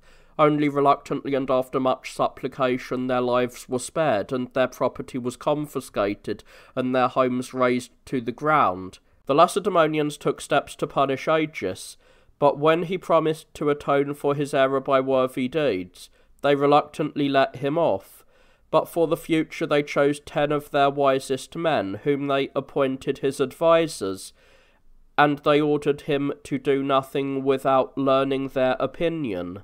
After this, the Athenians dispatched to Argos by sea 1,000 picked hoplites and 200 cavalry, under the command of Laches and Nicostratus, and Alcibiades also accompanied them, although in a private capacity, because of the friendly relations he enjoyed with the Aelians and Mantineans, and when they were all gathered in council, they decided to pay no attention to the truce, but to set about making war. Consequently, each general urged on his own troops to the conflict, and when they all responded eagerly, they pitched camp outside the city. Now they agreed that they should march first of all against Orchomenus in Arcadia, and so advancing into Arcadia they settled down to the siege of the city and made daily assaults upon its walls. And after they had taken the city, they encamped near Tegea, having decided to besiege it also. But when the Tegeans called upon the Lacedaemonians for immediate aid, the Spartans gathered all their own soldiers and those of their allies and moved on Mantinea, believing that once Mantinea was attacked in the war, the enemy would raise the siege of Tegea. The Mantineans gathered their allies and, marching forth themselves en masse, formed their lines opposed to the Lacedaemonians. A sharp battle followed, and the picked troops of the Argives, 1,000 in number, who had received excellent training in warfare, were the first to put to flight their opponents, but made great slaughter of them in their pursuit. But the Lacedaemonians, after putting to flight the other parts of the army and slaying many, wheeled about to oppose the Argives, and by their superior numbers surrounded them, hoping to destroy them to a man. Now, although the picked troops of the Argives, though in number far inferior, were superior in feats of courage, the king of the Lacedaemonians led the fight and held out firmly against the perils he encountered. And he would have slain all the Argives, for he was resolved to fulfil the promises he had made to his fellow citizens, and wipe out by a great deed his former ill repute, but he was not allowed to consummate that purpose. For Pharax the Spartan, who was one of the advisers of Agis and enjoyed the highest reputation in Sparta, directed him to leave a way of escape for the picked men, and not by hazarding the issue against men who had given up all hope of life, to learn what valour is when abandoned by fortune. So the king was compelled in obedience to the command recently given him to leave a way of escape even as Pharax advised. So the 1,000, having been allowed to pass through in the manner described, made their way to safety, and the Lacedaemonians, having won the victory in a great battle, erected a trophy and returned home. When this year had come to an end, in Athens the Archon was Antiphon, and in Rome, in place of consuls, 4 military tribunes were elected: Gaius Furius, Titus Quinctius, Marcus Postumius, and Aulus Cornelius. During this year the Argives and Lacedaemonians, after negotiations with each other, concluded a peace and formed an alliance. Consequently the Mantineans, now that they had lost the help of the Argives, were compelled to subject themselves to the Lacedaemonians. And about the same time in the city of the Argives, the 1,000 who had been selected out of the total muster of citizens came to an agreement among themselves and decided to dissolve the democracy and establish an aristocracy from their own number. And having, as they did, many to aid them because of the prominent position their wealth and brave exploits had given them, they first of all seized the men who had been accustomed to be the leaders of the people and put them to death, and then by terrorizing the rest of the citizens they abolished the laws and were proceeding to take the management of the state into their own hands. They maintained this government for 8 months and then were overthrown, the people having united against them, and so these men were put to death and the people got back the democracy. Another movement also took place in Greece. The Phocians, also having quarrelled with the Locrians, settled the issue in pitched battle by virtue of their own valour, for the victory lay with the Phocians, who slew more than 1,000 Locrians. The Athenians, under the command of Nicias, seized 2 cities, Cythera and Nicaea, and they reduced Melos by siege, slew all the males from the youth upwards, and sold into slavery the children and the women. Such were the affairs of the Greeks in this year. In Italy, the Fidenates, when ambassadors came to their city from Rome, put them to death for trifling reasons.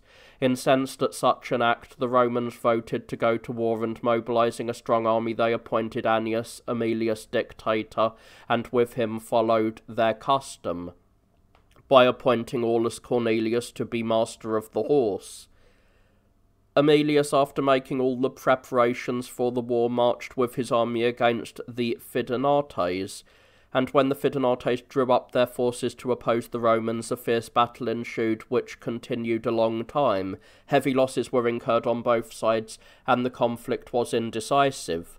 When Euphemus was Archon in Athens, in Rome, in place of consuls, military tribunes were elected: Lucius Furius, Lucius Quinctius, and Aulus Sempronius. In this year the Lacedaemonians and their allies took the field against Argolis and captured the stronghold of Hysiae, and slaying the inhabitants, they razed the fortress to the ground, and when they learned that the Argives had completed the construction of the long walls clear to the sea, they advanced there, razed the walls that had been finished, and then made their way back home. The Athenians chose Alcibiades general, and giving him 20 ships, commanded him to assist the Argives in establishing the affairs of their government, for conditions were still unsettled among them, because many still remained of those who preferred the aristocracy. So when Alcibiades had arrived at the city of the Argives, and had consulted with the supporters of the democracy, he selected those Argives who were considered to be the strongest adherents of the Lacedaemonian cause. These he removed from the city, and when he had assisted in establishing the democracy on a firm basis, he sailed back to Athens. Toward the end of the year, the Lacedaemonians invaded Argolis with a strong force, and after ravaging a large part of the country, they settled the exiles from Argos in Orniae. This place they fortified as a stronghold against Argolis, and leaving in it a strong garrison, they ordered it to harass the Argives. But when the Lacedaemonians had withdrawn from Argolis, the Athenians dispatched to the Argives a supporting force of 40 triremes and 1,200 hoplites. The Argives then advanced against Arone together with the Athenians, and took the city by storm, and of the garrison and exiles some they put to death, and others they expelled from Arone. These then were the events of the 15th year of the Peloponnesian War. In the 16th year of the war, Arimanestus was archon among the Athenians, and in Rome in place of consuls 4 military tribunes were elected: Titus Claudius, Spurius Nautius, Lucius Sentius, and Sextus Julius. And in this year among the aliens the 91st Olympiad was celebrated, that in which Exenetus of Acragas won the stadion. The Byzantines and Chalcedonians, accompanied by Thracians, made war in great force against Bithynia, plundering the land, reducing by siege many of the small settlements, and performing deeds of exceeding cruelty, for of the many prisoners they took, both men and women and children, they put all to the sword. About the same time in Sicily, war broke out between the Egestans and the Selinuntians, from a difference over territory, where a river divided the lands of the quarrelling cities. The Selinuntians, crossing the stream, at first seized by force the land along the river, but later they cut off for their own a large piece of the adjoining territory, utterly disregarding the rights of the injured parties. The people of Egesta, aroused to anger, at first endeavoured to persuade them by verbal arguments not to trespass on the territory of another city. However, when no one paid any attention to them, they advanced with an army against those who held the territory, expelled them all from their fields, and themselves seized the land. Since the quarrel between the two cities had become serious, the two parties, having mustered soldiers, sought to bring about the decision by recourse to arms. Consequently, when both forces were drawn up in battle order, a fierce battle took place, in which the Selinuntians were the victors, having slain not a few Egestians, since the Egestians had been humbled and were not strong enough of themselves to offer battle. They at first tried to induce the Acrogantini and the Syracusans to enter an alliance with them. Failing in this, they sent ambassadors to Carthage to beseech its side, and when the Carthaginians would not listen to them, they looked about for some alliance overseas, and in this chance came to their aid. Now, since the Leontines had been forced by the Syracusans to leave their city and their territory, those of them who were living in exile got together and decided once more to take the Athenians, who were their kinsmen, as allies. When they had conferred with the Egestians on the matter, and came to an agreement, the two cities jointly dispatched ambassadors to Athens, asking the Athenians to come to the aid of their cities, which were victims of ill treatment, and promising to assist the Athenians in establishing order in the affairs of Sicily. When now the ambassadors had arrived in Athens, And the Leontines stressed their kinship and the former alliance, and the Egestians promised to contribute a large sum of money for the war, and to fight as an ally against the Syracusans. The Athenians voted to send some of their foremost men and to investigate the situation on the island and among the Egestians. When these men arrived at Egesta, the Egestians showed them a great sum of money, which they had borrowed partly from their own citizens and partly from neighbouring peoples, for the sake of making a good show. And when the envoys had returned and reported on the wealth of the Egestians, a meeting of the people was convened to consider the matter. When the proposal was introduced to dispatch an expedition to Sicily, Nicias, the son of Niceratus, a man who enjoyed the respect of his fellow citizens for his uprightness, counselled against the expedition to Sicily. They were in no position, he declared, at the same time both to carry on a war against the Lacedaemonians and to send great armaments overseas.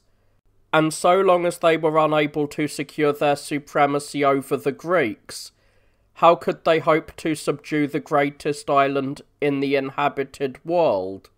Even the Carthaginians, he added, who possessed a most extensive empire and had waged war many times to gain Sicily, had not been able to subdue the island, and the Athenians, whose military power was far less than that of the Carthaginians, could not possibly win by the spear, and acquire the most powerful of the islands. After Nicias had set forth these and many other considerations before the people, which were appropriate to the proposal, Alcibiades, who was the principal advocate of the opposite view, and a most prominent Athenian, persuaded the people to enter upon the war, for this man was the ablest orator among the citizens, and was widely known for his high birth, wealth, and skill as a general. At once, then, the people got ready a strong fleet, taking 30 triremes from their allies, and equipping 100 of their own.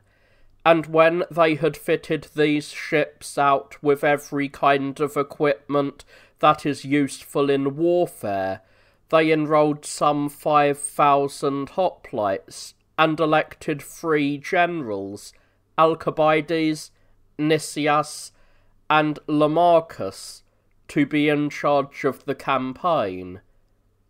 Such were the matters with which the Athenians were occupied. And as for us, since we are now at the beginning of the war between the Athenians and the Syracusans, pursuant to the plan we announced at the beginning of this book, we shall assign to the next book the events which follow.